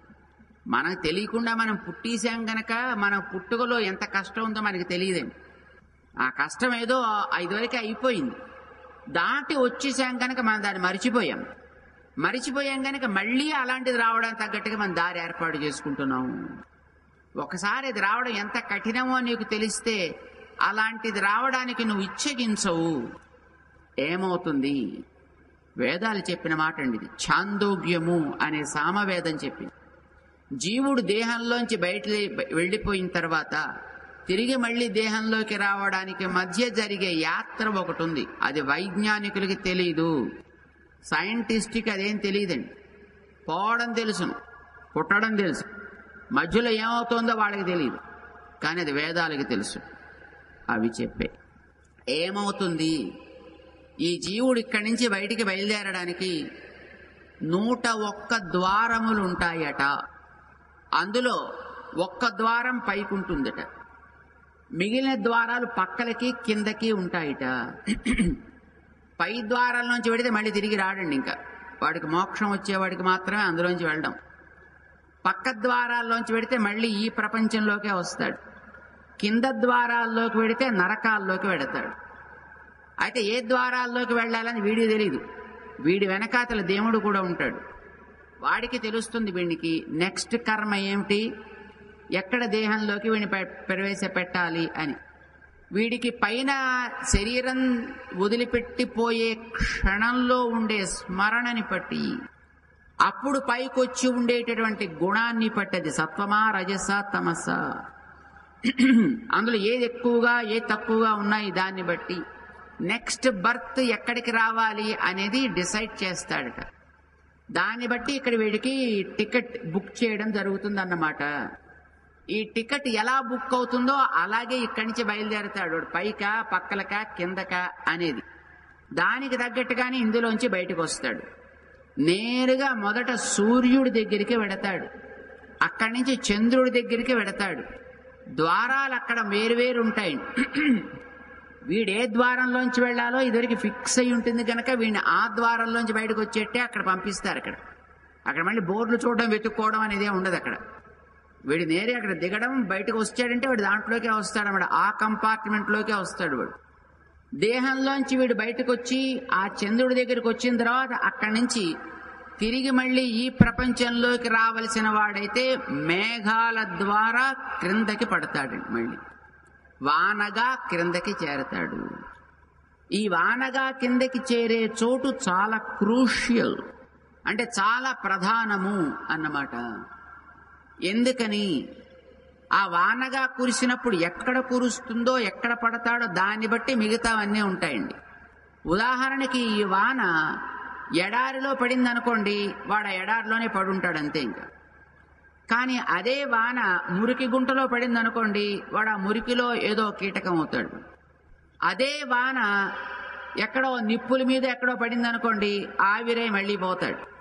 కానీ అదే వాన ఏ ఊళ్ళల్లో పడింది అనుకోండి, ఆ నీళ్లు ఊళ్ళన్నీ పాడు చేసే నీళ్ళ కింద మారుతాయి. అది మళ్ళీ డ్రైనేజీల్లోకి, కాలువల్లోకి, నదుల్లోకి పోతుంది. అదే వాన ఏ పంట పొలాల్లోనో పడింది అనుకోండి, అప్పుడు ఆ జీవుడికి ఆ పంట క్రింద మారే అవకాశం ఏర్పడుతుంది. పంట కింద వాడు క్రమంగా ఒక రూపం దిద్దుకున్నాడు అనుకోండి. పంట కింద అంటే ఒక ఆకు కిందో, పువ్వు కిందో, కాయలో ఏదో ఒక భాగం కిందో ఆ రూపం దిద్దుకున్నప్పుడు ఆ కాయని మళ్ళీ ఏ ఆవో తిందనుకోండి, ఆవు దేహంలోకి పోతాడు. మేక తింటే మేక దేహంలోకి పోతాడు. రాలిపోతే ఎండి మళ్ళీ మట్టిలో కలిసిపోతాడు. కానీ అదే పంట ఒక మనిషి తిన్నాడనుకోండి, మానవ దేహంలోకి రావడానికి అవకాశం వచ్చింది. మానవ దేహంలోకి వచ్చిన తర్వాత కూడా పురుష దేహంలోకి వెడితే వాడు రేతస్సు కింద మారాలండి.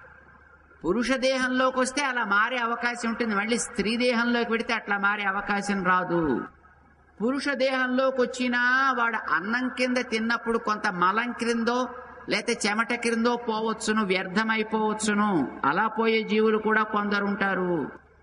ఒకవేళ అలా కాకపోతే వీడి శరీరంలో రక్తం క్రింద మారాలి. తిన్న ఆహారం ఒంటికి పట్టాలంటే రక్తం అవ్వాలి కదా ముందర. రక్తం క్రింద మారే అవకాశం కలిగిన ఏ దెబ్బో తగిలి కొంత రక్తం బయటికి పోయిందనుకోండి, అందులో మళ్ళీ వాడు బయటికి పోయినా పోయే ఛాన్సెస్ ఉన్నాయి. ఆ రక్తం కొంతకాలం దేహంలో ఉండగా ఉండగా ఉండగా అది వీడి లోపల తెల్ల జీవ కణాల క్రింద మారుతుంది. అలా మారిన కణాల్లో కొన్ని కోట్ల కోట్ల కణాలు వ్యర్థమైపోతాయి.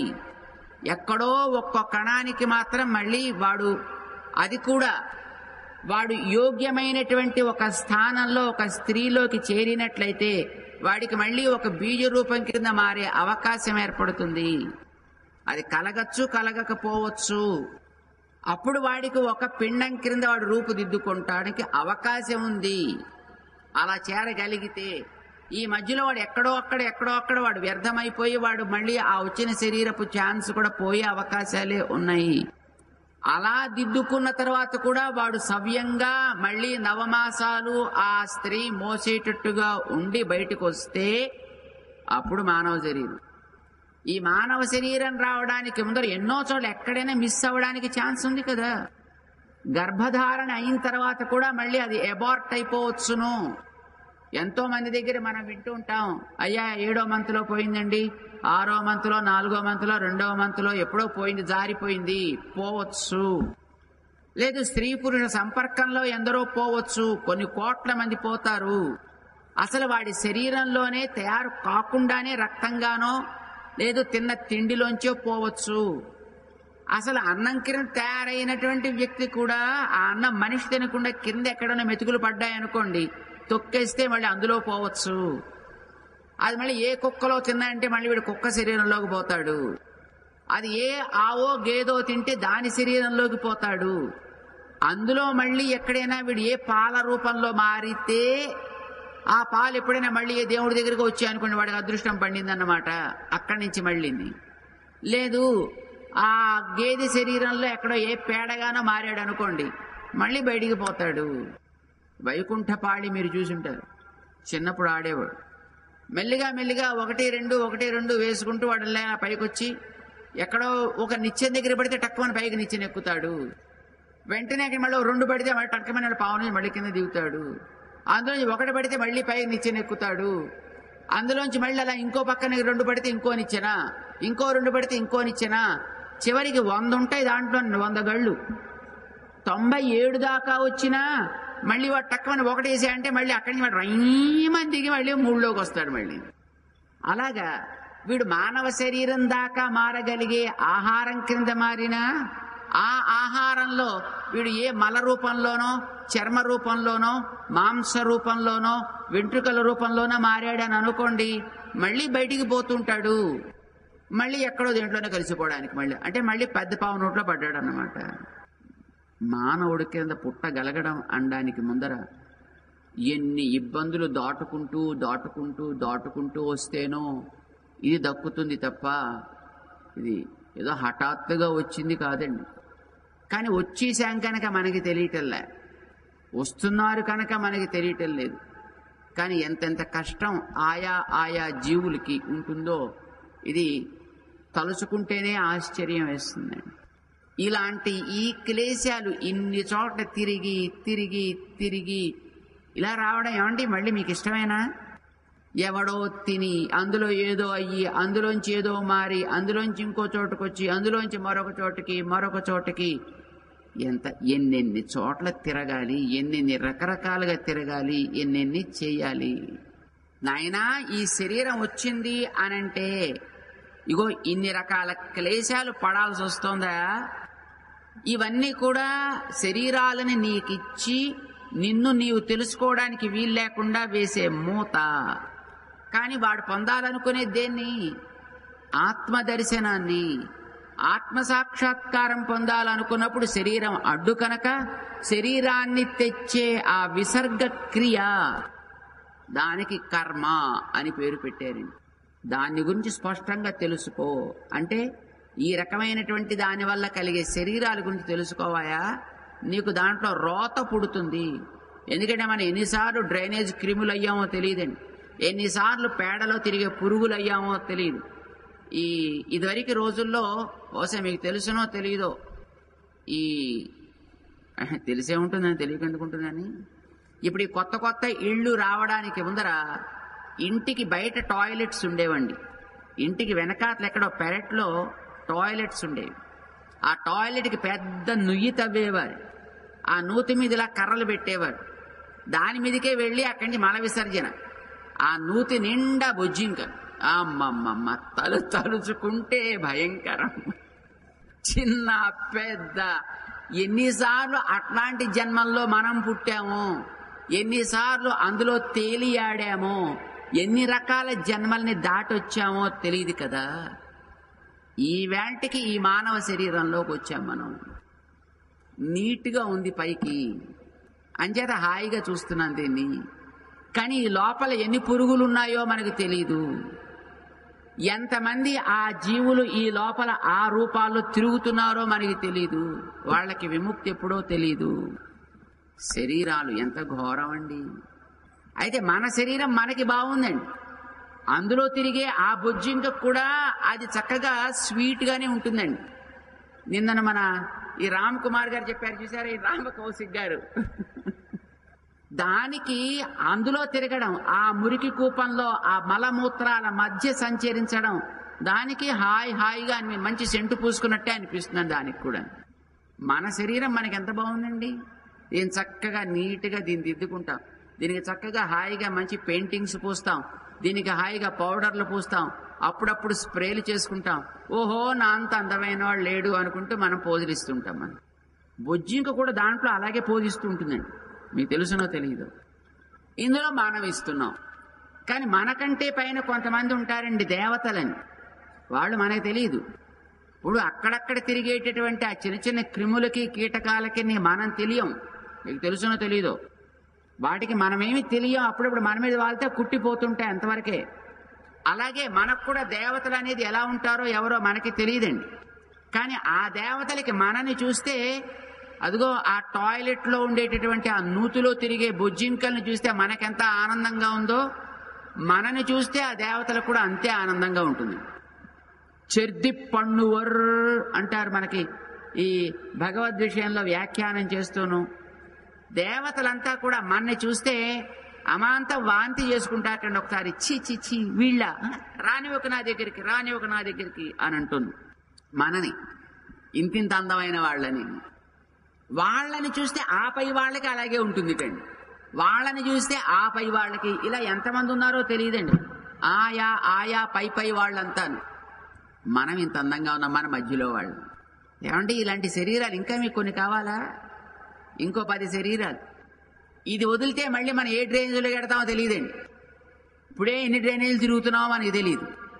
ఇది దాటిన తర్వాత మళ్ళీ మనం ఎందులోకి పెడతామో తెలియదు. మళ్ళీ ఏ రకమైన మురికి కూపాల్లో దూరతామో మనకి తెలియదు. ఎన్నెన్ని రకాల క్షుద్రమైనటువంటి మలాలో మూత్రాలో త్రాగుతామో తింటామో మనకి తెలియదండి. శరీరాలు అంత అందమైన శరీరాలు మనవి. ఇవి కావాలా? ఇవి ఉంటే ఆత్మకి అడ్డు. ఆత్మని పొందాలనుకునేవాడు ఇవి పోవాలి అని కోరుకోవాలంటే నాయన దీనికి కారణం ఈ స్త్రీ పురుష సంయోగ రూపమైనటువంటి విసర్గ క్రియ. భూత భావ ఉద్భవ కర విసర్గ కర్మ, దానిని కర్మ అని అంటాం. దాని గురించి తెలుసుకోవయా, ఇది వదలడానికి. అది ఇంత క్షుద్రమైనది అని తెలిస్తే దాన్ని నువ్వు వదలగలిగితే అప్పుడు నీకు స్వభావమని ఇందాక అనుకున్నటువంటి ఈ భూత సూక్ష్మ రూపమైన శరీరం పోతుంది. అది పోతే అక్షరం బ్రహ్మ పరమం అన్నట్టుగా వీటికంటే ఉత్తమమైనటువంటి ఆత్మ యొక్క స్వరూపం ప్రకాశిస్తుంది. అప్పుడు నువ్వు దాన్ని పొందగలుగుతావు. ఈ మూడు ఆత్మ సాక్షాత్కారాన్ని కోరుకున్న వాడికి తెలియాలి. బాగుంది అన్నాడు అర్జునుడు. చాలా బాగుందా? మరి ఇంకోటేదో తెలుసుకోవాలన్నావు, ఐశ్వర్య కాముడికి ఏదో 2 తెలుసుకోవాలన్నావు. అవును, తెలుసుకోవాలి. ఏమిటవి? అధిభూతం, అధిదైవం, ఇవి 2 తెలుసుకోవాలని చెప్పాడు. వాటిని గురించి చెప్తున్నాడు. ఇప్పుడు ఐశ్వర్య కాముడికి కావలసినవి చెప్తున్నాడు. అధిభూతం క్షరోభావః పురుషశ్చ అధిదైవతం. వాడు సంక్షిప్తంగా చెప్పుకుంటూ వెళ్ళిపోతున్నాడు. అధిభూతం క్షరోభావః, ఐశ్వర్యార్థి అయిన వాడు తెలుసుకోవలసింది ఈ శరీరాల గురించి తెలుసుకోవాలి. ఈ శరీరాలు ఎంతెంత గొప్ప గొప్ప వచ్చినా అవి నశించేవే. క్షరోభావ, భావ అంటే శరీరము అని అర్థం అండి, తయారయ్యేది అని అర్థం. అది క్షర, నశించేది. ఈ శరీరాలు ఎంతెంత గొప్ప గొప్ప వచ్చినా ఇవి క్రమంగా నశిస్తూనే ఉంటాయి. మీ శరీరం మా శరీరమే కాదండి, ఇంద్రుడు చంద్రుడు బ్రహ్మగారు లాంటి శరీరాలైనా నశిస్తూనే ఉంటాయి. అయితే మనకంటే కొంచెం ఎక్కువ కాలం ఉంటాయి. ఇప్పుడు ఈగ కంటే మన ఎక్కువ కాలం కదండి, దోమ కంటే మన ఎక్కువ కాలం కదా. మనకంటే గంధర్వులు ఎక్కువ, గంధర్వుల కంటే ప్రజాపతులు ఎక్కువ, ప్రజాపతుల కంటే బ్రహ్మగారు ఇంకా ఎక్కువ. ఒకళ్ళకంటే ఒకళ్ళు ఎక్కువ కొంత కాలం ఉంటారు. కానీ వాళ్ళు కూడా పోక తప్పదు. మనకెట్లా 100 ఏళ్ళు, బ్రహ్మగారికి కూడా 100 ఏళ్ల వయస్సేనండి. అయితే మన 100 వేరు, వాళ్ళ 100 వేరు. బ్రహ్మగారి యొక్క 100 ఇప్పటికి సగం గడిచేయండి. ఇప్పటికో 50 ఏళ్ళు గడిచేయండి ఆయన. అయితే ఆయనకి 50 ఏళ్ల కాలం గడిచేటప్పటికి మన లెక్కల ప్రకారం 200 కోట్ల సంవత్సరాలు గడిచేయండి. మన కాలానికి ఆయన కాలానికి ఎంత తేడా ఉందో గుర్తించండి. మనకి 200 కోట్ల సంవత్సరాలు గడిస్తే బ్రహ్మగారికి 50 ఏళ్ళు, ఇంకో 200 కోట్లు గడిస్తే ఆయనకి 100 ఏళ్ళు అవుతాయి. ఆ తర్వాత ఆయన కూడా పోతాడు, ఆ శరీరం కూడా వదిలేస్తాడు ఆయన. కనుక అది కూడా క్షరమే. బ్రహ్మగారి దేహం కూడా క్షరమే. ఆయనకి అందులో ఉండాలనే ఏమండి. మీకు మీ శరీరం వదులుదామని అనిపిస్తుందా? మీకు ఎవరికైనా? ఎంతమందికి ఉందో చెప్పండి, నాకు ఈ శరీరం పోతే బాగుండు. ఉత్త అబద్ధాలు దింపండి. పోతే బాగుండు అని అనిపిస్తే మీకు తిండి తినాలని అనిపించదండి.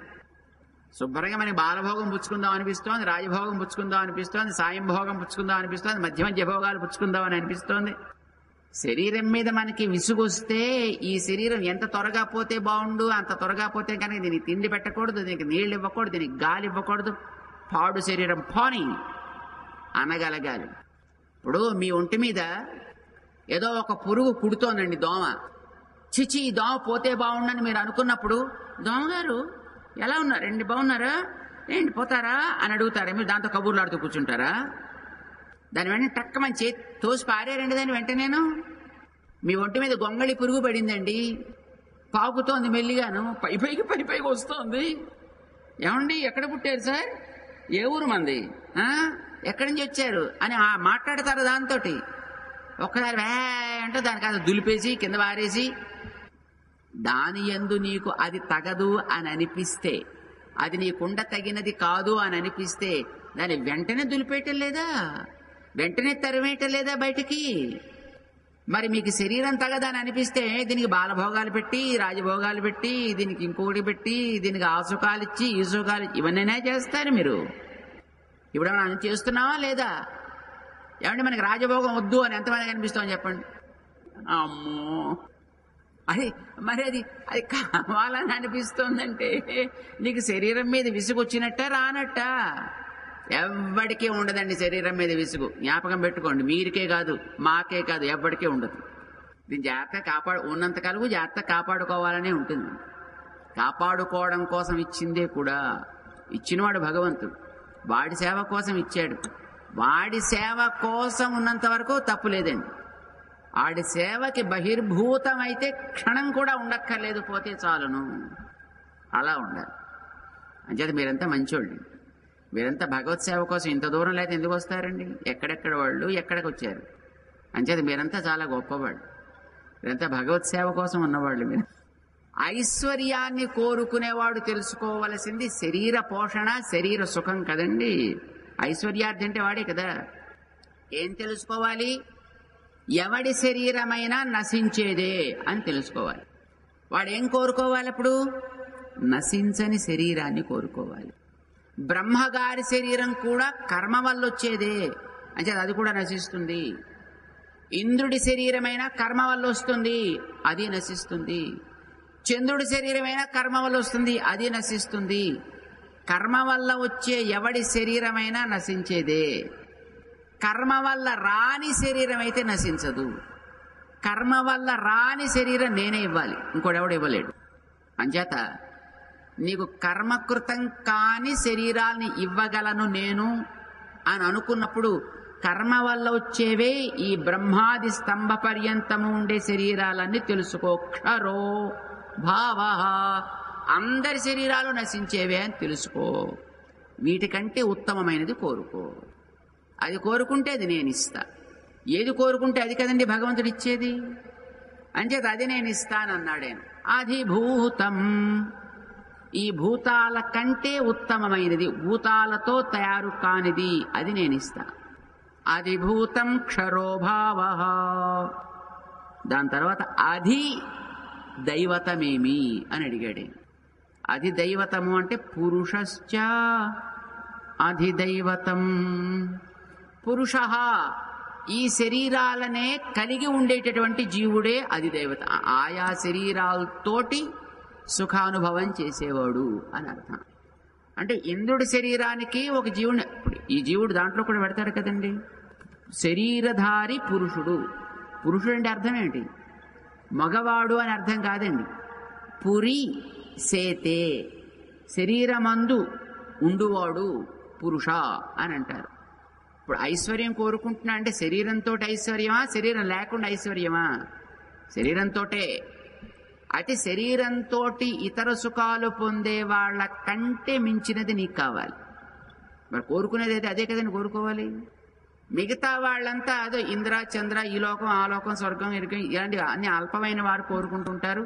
వాళ్ళకి అవి లభిస్తాయి, లభించేంత వరకు వాళ్ళని ఏడిపిస్తుంటాయి, తర్వాత పోతుంటాయి. మరి నీకు ఏం కావాలి? నన్నెందుకు నువ్వు ఉపాసిస్తున్నావు? మిగతా వాళ్ళని అడిగితే వచ్చేవన్నీ కూడా నాశనం అయ్యేవి. అదే కదా నిన్నటి అధ్యాయంలో ఆయన చెప్పింది. ఆయన అన్యదేవతా భక్తులైనప్పుడు వాళ్ళు పొందేవన్నీ కూడా అల్ప సుఖాన్నిచ్చేవి. మరి నన్నెందుకు కోరుతున్నావు నువ్వు? అంతవత్తు ఫలం తేషాం అని కదండి అన్నాడాయన. మరి నన్నెందుకు కోరుకోవడం నువ్వు? అంతం కాకుండా ఉండే ఫలం కోసం, నశించని సంపద కోసం, నశించని శరీరాల కోసం. బస్ నేను ఇస్తా, నేను నీకు అట్లాంటిది ఇస్తా. కనుక నీకు ఒక మంచి శరీరాన్ని ఇస్తా. శరీరంతో ఆయా దేవతలు అనుభవించే సుఖాల కంటే మించినవిస్తా. మీకు రహస్యం తెలుసునో తెలీదో, కొంతమంది పుణ్యం చేసుకుని స్వర్గానికి వెళ్ళాలనుకుంటారండి. మీరు కూడా పుణ్యాలు చేస్తారు కదండి, ఏదో స్వర్గం వస్తుందనే కదా. కరెక్ట్. అప్పుడే స్వర్గలోకంలోకి వెళ్ళిన వాడికి సుఖం ఉంటుందా? ఉండదండి.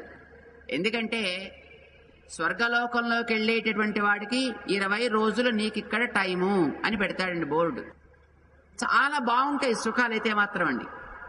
అయితే 20 రోజులే అని పెట్టేటప్పటికి వీడికి మొట్టమొదటి వెళ్ళగానే అసంతృప్తి. నేను ఎంత కష్టపడి ఎన్ని జన్మల్లో పుణ్యాలు చేశాను, వీడి ఇక్కడికి వస్తే 20 రోజులు ఇచ్చాడు నాకు, అంత పుణ్యానికి. మరి వాల్యూ, ఎక్స్చేంజ్ వాల్యూ అలా ఉంటుందండి. ఇప్పుడు మనకి రూపాయలు సంపాదించామనుకోండి, అమెరికన్ డాలర్లోకి మార్చామనుకోండి, మనం ఓ 46 47 రూపాయలు ఇస్తే వాడు $1 ఇస్తాడు. ఇదేమిట్రా నేను ఇన్ని రూపాయలు సంపాదిస్తే అంతేనా దాని వాల్యూ అంటే. అదే మీరు ఏ యూరోపియన్ కంట్రీస్కి వెళ్ళారనుకోండి, ఏ లండన్కో వెళ్ళారనుకోండి, అక్కడ వాడికి 40 ఇస్తే చాలదండి. వాడికి 60 రూపాయలు 70 రూపాయలు ఇస్తే కానీ వాడు €1 ఇవ్వడండి నీకు. మరి అక్కడ దాని వాల్యూ అలాగా. అదే మీరు ఏ అరబ్ కంట్రీస్కి వెళ్ళారనుకోండి, ఏ ముసల్మాన్ కంట్రీస్కి వెళ్ళారనుకోండి, అక్కడ మీరు ₹2 ఇస్తే చాలదండి. అక్కడ ఓ 250 రూపాయలు ఇస్తే కానీ వాడు ఒక రియాద్ ఇవ్వడండి. వాడు ఒక్క రియాద్, కానీ మీరు 250 రూపాయలు ఇవ్వాలండి వాడికి.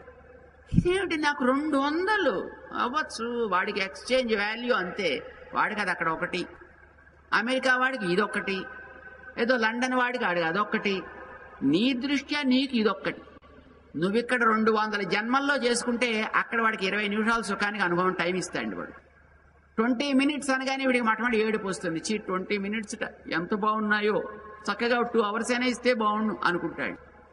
ఇంతలో టక్మన్ టైం అది కౌంట్ డౌన్ అవుతుంది, కానీ సెకండ్స్ తగ్గుతుంటాయి. 20, 19, 18, 17, 16, 15, 14 వచ్చేస్తూ ఉంటుంది టైము.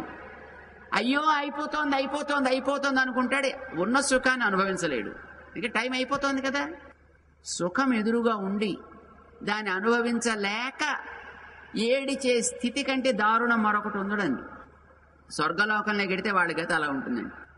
ఇంద్రాదులకు కూడా అంతేనండి, చంద్రాదులకు కూడా అంతేనండి, వరుణావాయు అందరికీ అంతే, బ్రహ్మ రుద్ర అందరికీ అంతే. టైం అయిపోతోంది అనగానే వాళ్ళకి పాపం ఏడుపు, ఉన్న సుఖాలు పోతాయే అని బెంగ. అట్లాంటి స్థితి నేను నీకు ఇవ్వను. నువ్వు ఐశ్వర్యాన్ని కోరుకుంటున్నావు కదా, వాళ్ళ ఐశ్వర్యం లాంటి ఐశ్వర్యం కాదునే అధి దైవతం, దేవతల కంటే మించినది నేను నీకు ఇస్తా. అంటే నీకిచ్చిన శరీరం కానీ, అక్కడ నీకు నేను కల్పించినటువంటి సంపదలు కానీ నశించవు. వీళ్ళలాగా నీకు టైం రెస్ట్రిక్షన్ ఉండదు, వీళ్ళలాగా నీకు బాడీ రెస్ట్రిక్షన్ ఉండదు. నువ్వెంత అనుభవించు, ఎంతకాలం అనుభవించు, అనుభవిస్తూ అనుభవిస్తూ అనుభవిస్తూ ఉండాల్సిందంతే. నీ అంతట నీకెప్పుడో ఇక విసుగొచ్చి ఇంక నాకు అక్కర్లేదయా అంటే అవి పోతాయి తప్ప, లేదంటే అవి ఎప్పుడు నీకు అలా ఉంటూనే ఉంటాయి. కొంతకాలం అనుభవించాక పాతబడిపోవడం లాంటిది కూడా ఉండదండి. ఎవర్ ఫ్రెష్, ఎప్పుడు ఫ్రెష్గా ఉంటుంది. అట్లాంటి సుఖాలని నేను నీకు ఇస్తాను అని ఆది దైవతం పురుషశ్చ, లేదా అట్లాంటి శరీరం, అట్లాంటి అనుభవాలు అని చెప్పాడాను.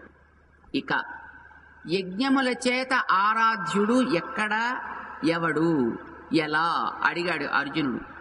అధియజ్ఞ అహమేవ అత్ర దేహే దేహభృతాంబర. దేహభృతాంబర, అద్భుతమైనటువంటి పుణ్యం చేసుకున్న మంచి దేహాన్ని ధరించినటువంటి అర్జున, ఇక్కడ నేను కనిపిస్తున్నానే, ఇదే అధియజ్ఞం అంటే నేనే, ఇక్కడే. భగవంతుణ్ణి అనగానే భగవద్ ఆరాధన మళ్ళీ ఎక్కడో పరమపదం వెళ్ళి చేయాలనుకుంటామేమో మనం. విష్ణు ఆరాధన అని అనగానే మళ్ళీ ఎక్కడో ఏ విష్ణులోకానికో వెళ్ళి, లేదు ఎక్కడ వైకుంఠానికో వెళ్ళి అక్కడ ఆరాధన చేయాలనుకుంటావేమో. అత్ర దేహే, నీ ఎదుట కనపడేటటువంటి ఏ దేహమో కృష్ణుడిగా మనకి సాక్షాత్కరిస్తున్నాడు ఆయన అవతరించి ఆ వేళ. ఈవేళ మనకి విగ్రహ రూపంలో సాక్షాత్కరిస్తున్నాడు, మన ఎదుట మన దగ్గర కూడా ఉన్నాడు. ఇది అర్జునుడికి చెప్పే మాటే కాదండి, ఇప్పుడు మనకు కూడా చెప్పే మాట ఇది. ఇప్పుడు మనకు కూడా మన ఎదురుగానే ఉన్నాడు. మన ఆరాధన చేస్తున్నాం రోజును, మన ఇంట్లో, మన గూట్లో, మన చేతులతో మనం ఏం పెడితే అది తింటూ, ఎలా పెడితే అట్లా సహిస్తూ ఉన్నాడు మనం ఆరాధించుకునేటటువంటి ఒక చిన్ని రూపంలో. అత్ర దేహే, ఇక్కడ నేను నీకు కనిపించినటువంటి దేహమే అధియజ్ఞం అంటే. అంటే నువ్వు చేసే ఏ పనైనా నాకు అర్పించి నువ్వు చేయాల్సి ఉంటుంది. ఇది అందరూ తెలుసుకోవాలండి. అంటే శరీరం ఉన్నంత వరకు నువ్వు పని చేస్తూ అది నాకు అర్పితముగా చేయవలే.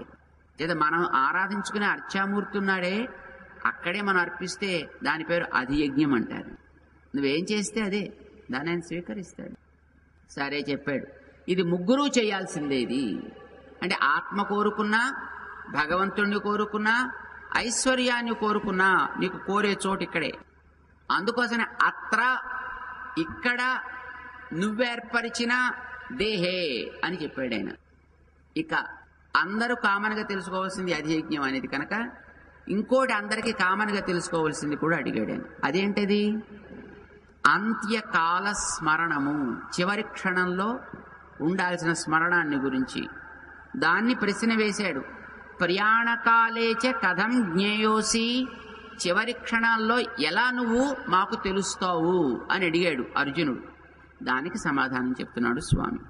అంతకాలేచ మామేవ స్మరన్ ముక్త్వా కళేబరం యప్రయాతి సమద్భావం యాతి నాస్త్యత్ర సంశయః.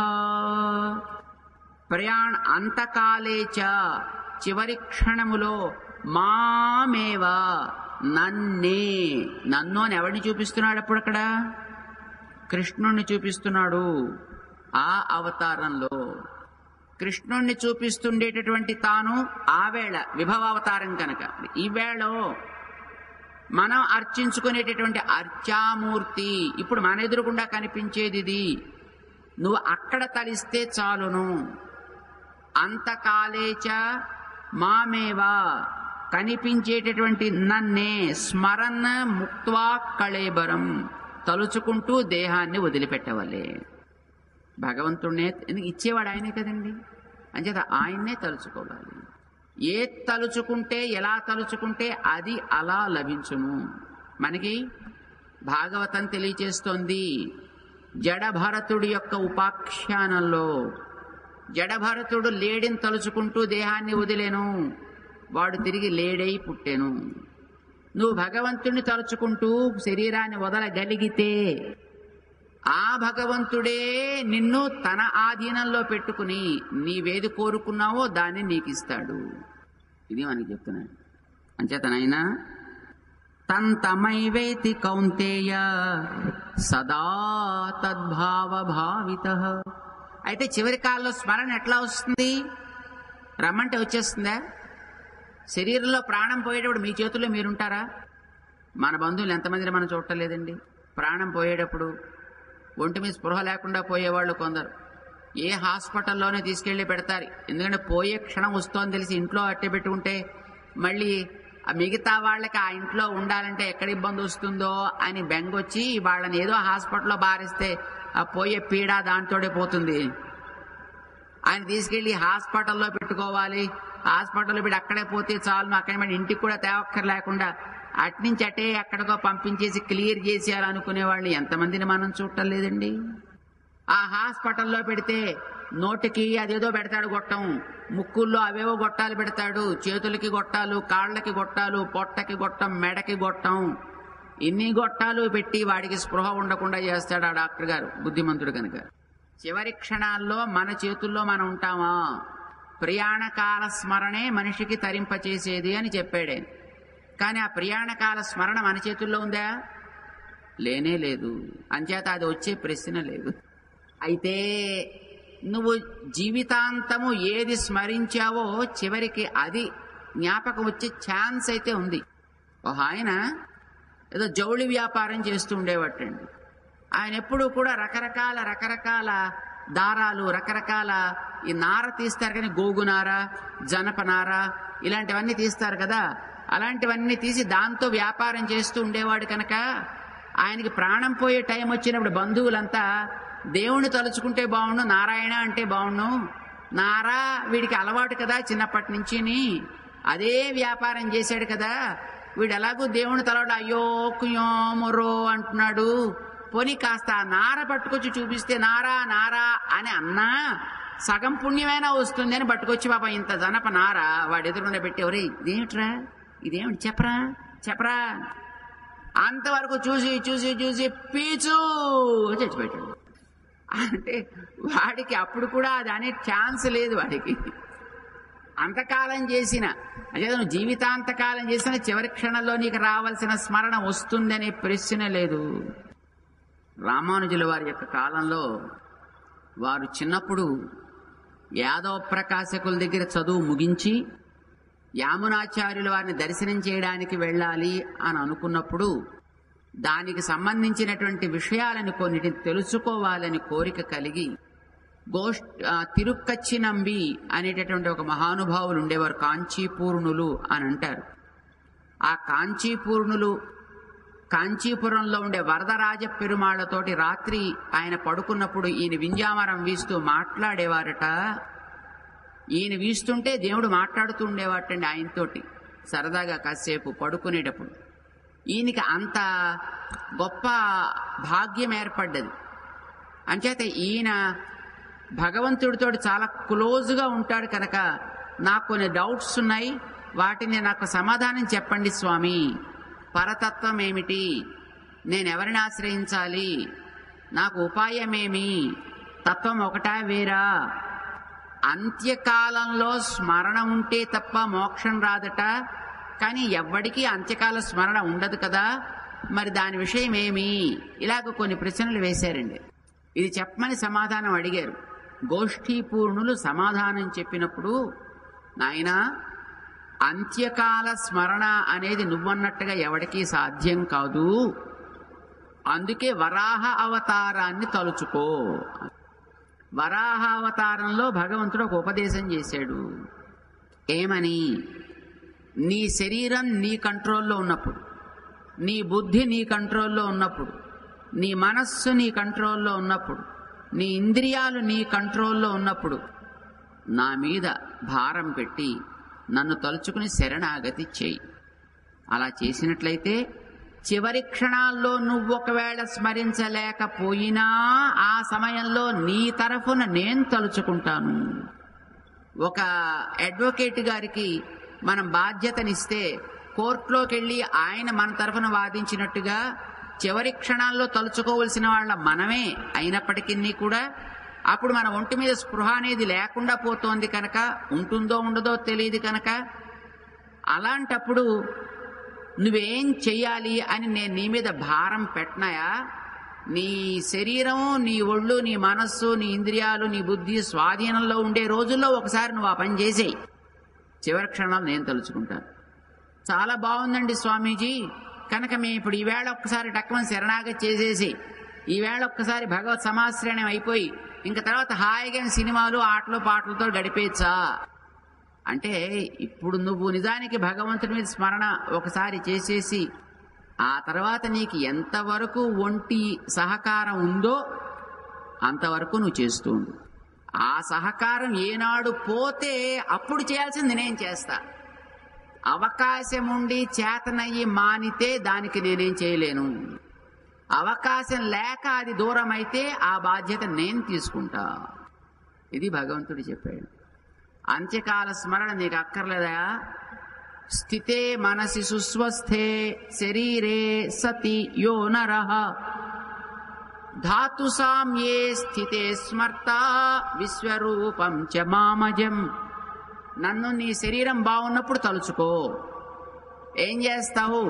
తతస్థం మ్రియమాణం తు, వాడు చనిపోతూ ఉంటాడు. కాష్ట పాషాణ సన్నిభం, వాడి ఒళ్ళు వాడి స్వాధీనంలో లేదు, వాడి మనస్సు స్వాధీనంలో లేదు, బుద్ధి స్వాధీనంలో లేదు. చేతకాని దశలో ఇది చేస్తేనే నేను నీకు ఇస్తా అని అనేంత కర్కోటకుణ్ణి కాదు నేను, అలాంటి కఠినుణ్ణి కాను నేను. వాడికి చేతకాంటే పాపం ఆడేం చేయగలుగుతాడు? అంచేత వాడు చేయాల్సిందే నేను చేస్తా.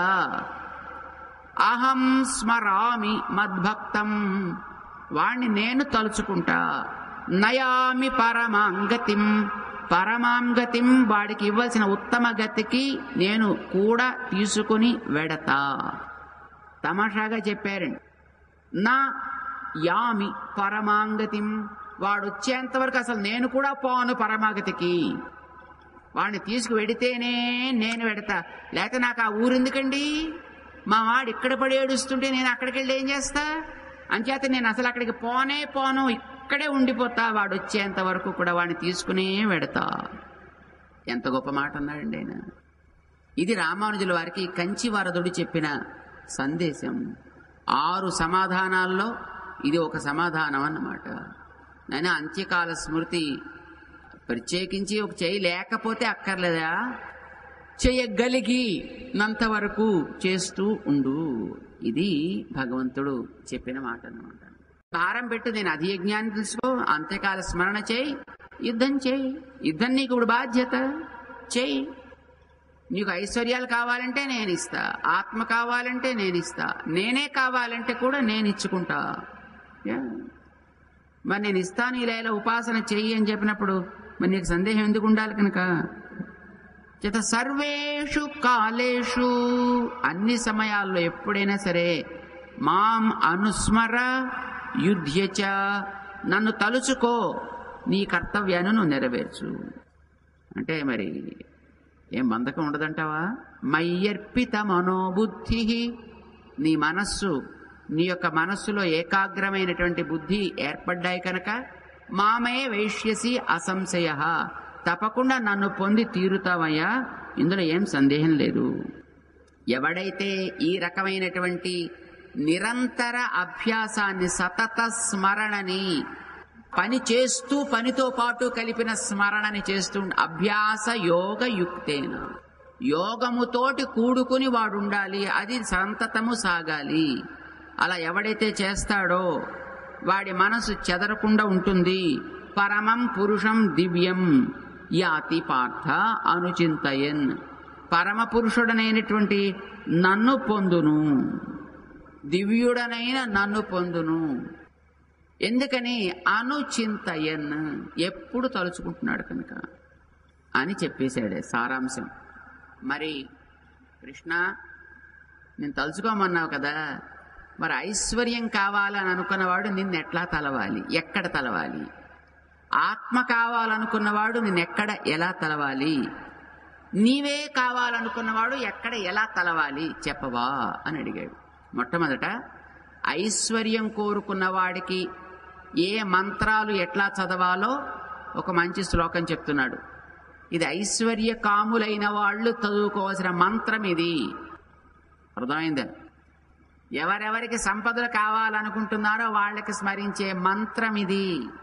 కవిం పురాణం అనుశాసితారం అనోరణీయాంసం అనుస్మరేద్యః సర్వస్య ధాతారం అచింత్య రూపం ఆదిత్యవర్ణం తమసః పరస్తాత్. ఇది మంత్రం అండి. ఏమంటే రోజు చదువుకోమంటారండి స్వామీజీ? అయితే ఎలా చదవాలో మాత్రం దీనికి రహస్యం ఉంది, అది ఉపదేశగమ్యం.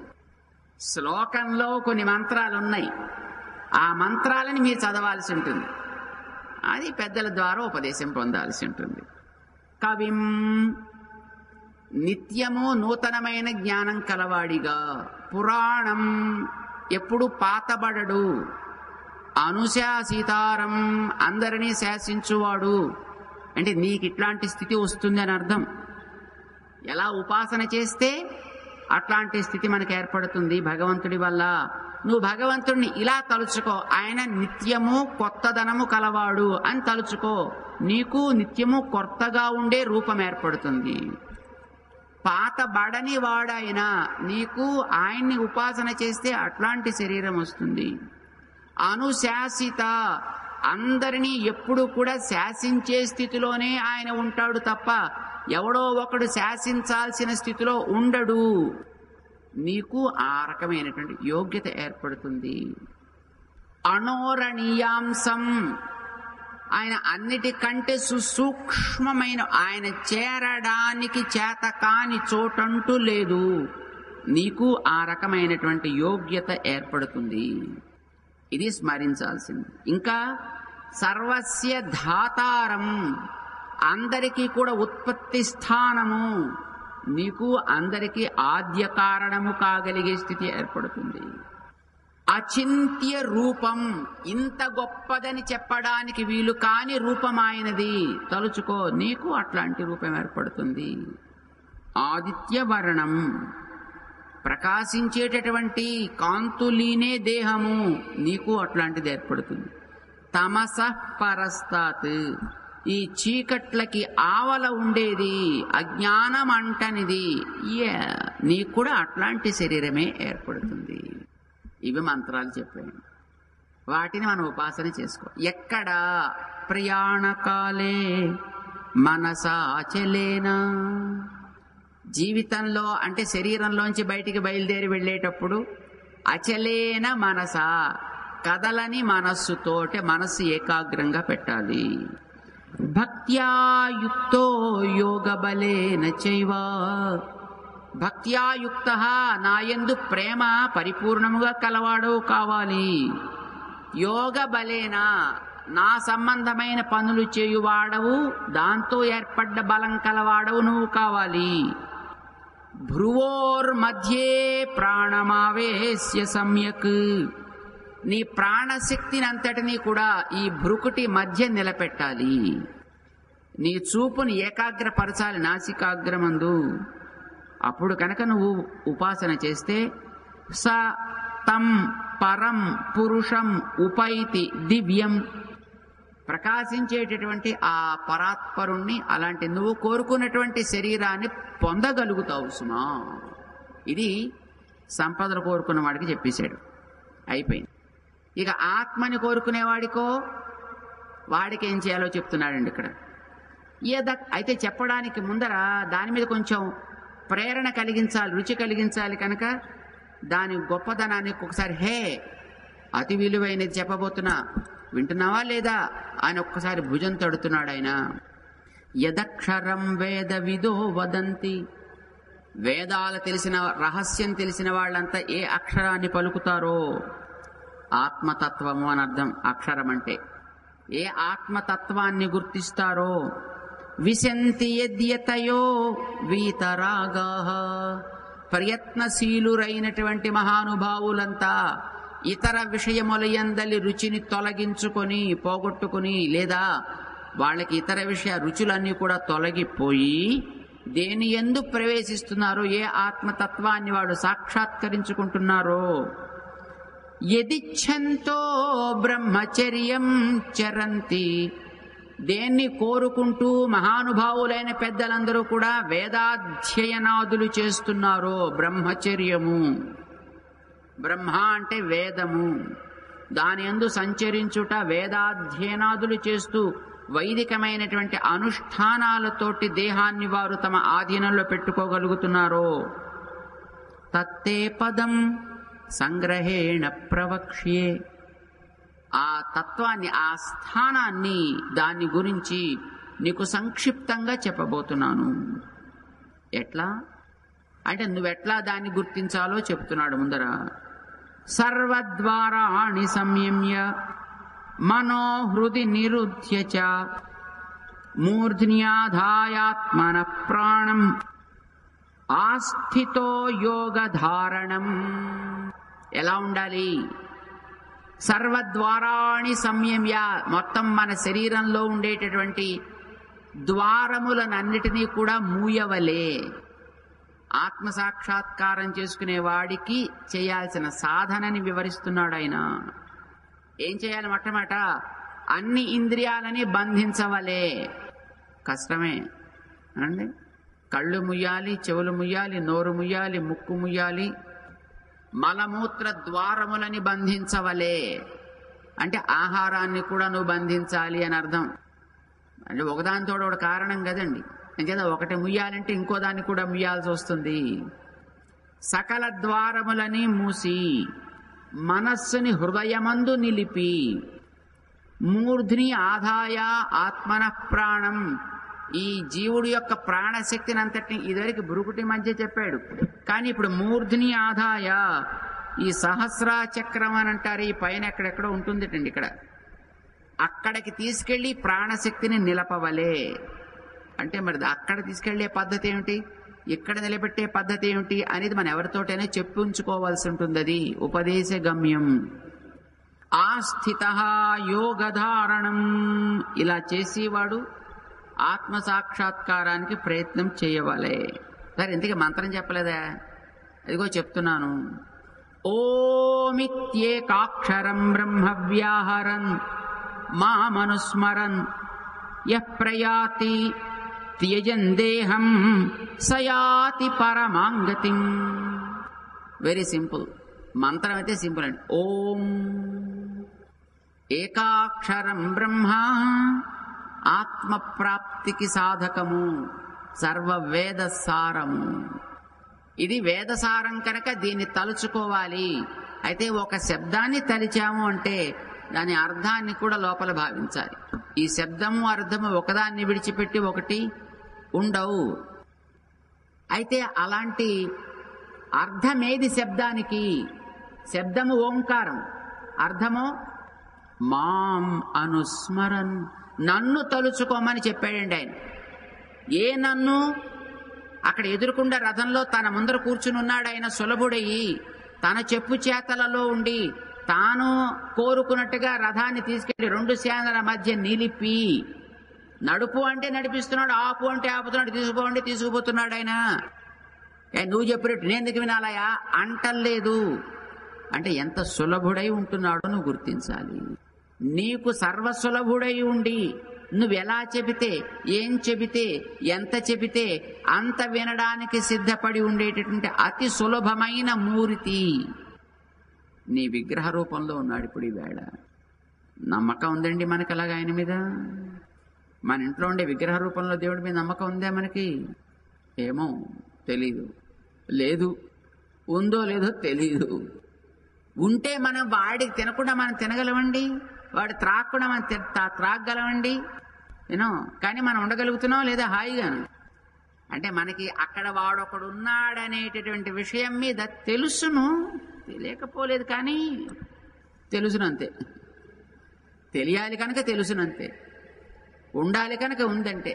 ఏమండోయ్ మేమండి రోజు పూజ చేస్తామండి, దేవుడికి చక్కగా పందారా గట్రా పెడతామండి రోజు. మరి నువ్వేం తింటావా అని అడుగుతుంటాం. మేమంటే ఏదో వండుకుని తింటుంటాం అనుకోండి. అంటే నీకేమో ఆ వంట, ఆయన మొహానికేమో పందారా. ఎంత అన్యాయం అండి ఇది!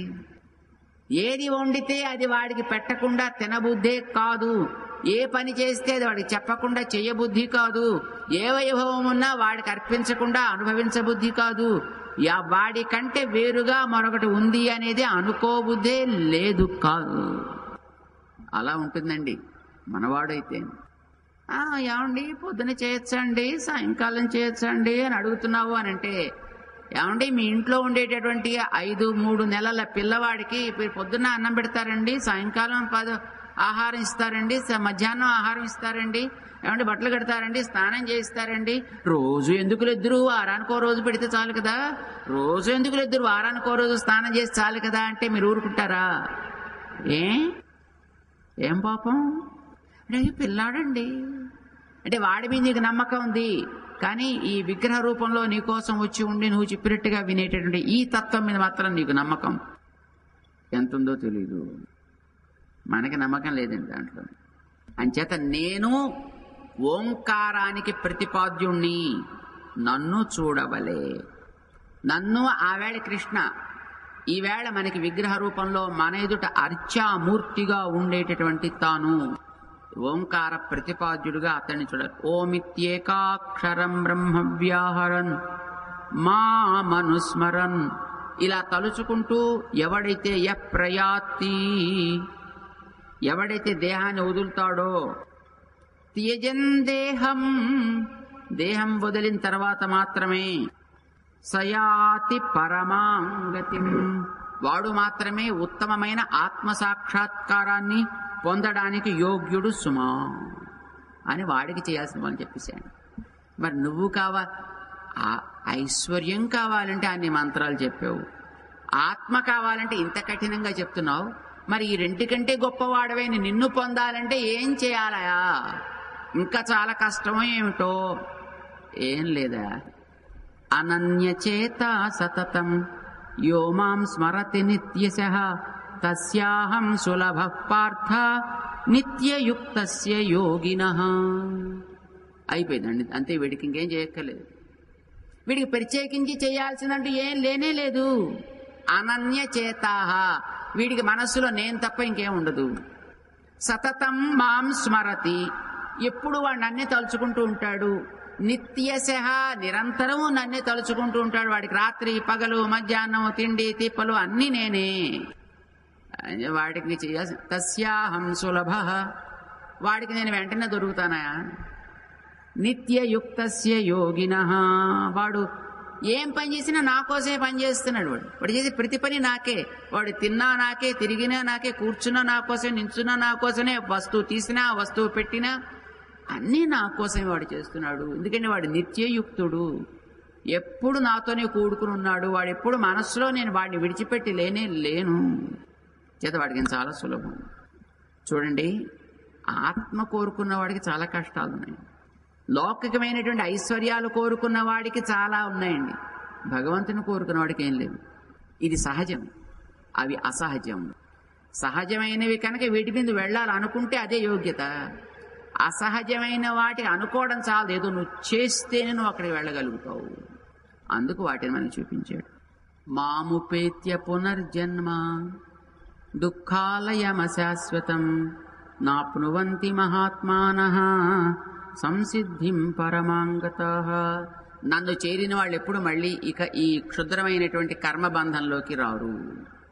ఫలితాలు చెప్పేస్తున్నాడు. ఇప్పుడు ఎవడెవడికి ఏం ఫలితాలు కలుగుతాయో చెప్తున్నాడు.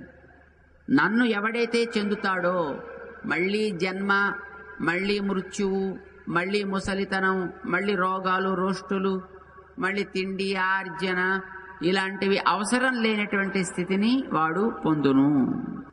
దానికి సంసిద్ధి అని పేరు పెట్టాడు. మరి మిగతా వాళ్ళు ఐశ్వర్యాన్ని కోరుకున్న వాళ్ళు ఎంతకాలం పొందాలంటే అంతకాలము ఐశ్వర్యాన్ని అనుభవిస్తూ ఉంటారు. వాళ్ళంతట వాళ్ళకి విసుగొచ్చి అబ్బాయి ఇంకొద్దు అనిపిస్తేనే అప్పుడు వాడిని అందులో తీస్తా, లేకపోతే వాడు ఎంతకాలమైనా అందులో ఉండొచ్చు. చూడండి, ఇంట్లో ఓ పిల్లాడికి స్వీట్లు అంటే భలే ఇష్టం. ఎప్పుడైనా సరే వంటింటికి వెళ్ళిపోతుండం, ఏ డబ్బా తీసేస్తుండ బెల్లం తినేస్తూ ఉండేవాడు, ఈ డబ్బా తీసాడు పందారు తినేస్తుండేవాడు. ఏమైనా స్వీట్లు చేస్తే ఇంకా వాడు పెడితే తప్ప వాడికి తృప్తి ఉండేది కాదు. ఎప్పుడు sweet sweet sweet sweet sweet sweet. అమ్మా నాకు కావాలి కావాలి కావాలి. ఏం చేయాలో తోచలేదని వాళ్ళ అమ్మకి అడిగింది ఒక సలహా, మీలాంటి పెద్దవాళ్ళని. వెంటనే మీరు సలహా ఇచ్చేట, వీడిని తీసుకెళ్లి స్వీట్ దుకాణంలో పెట్టవయా.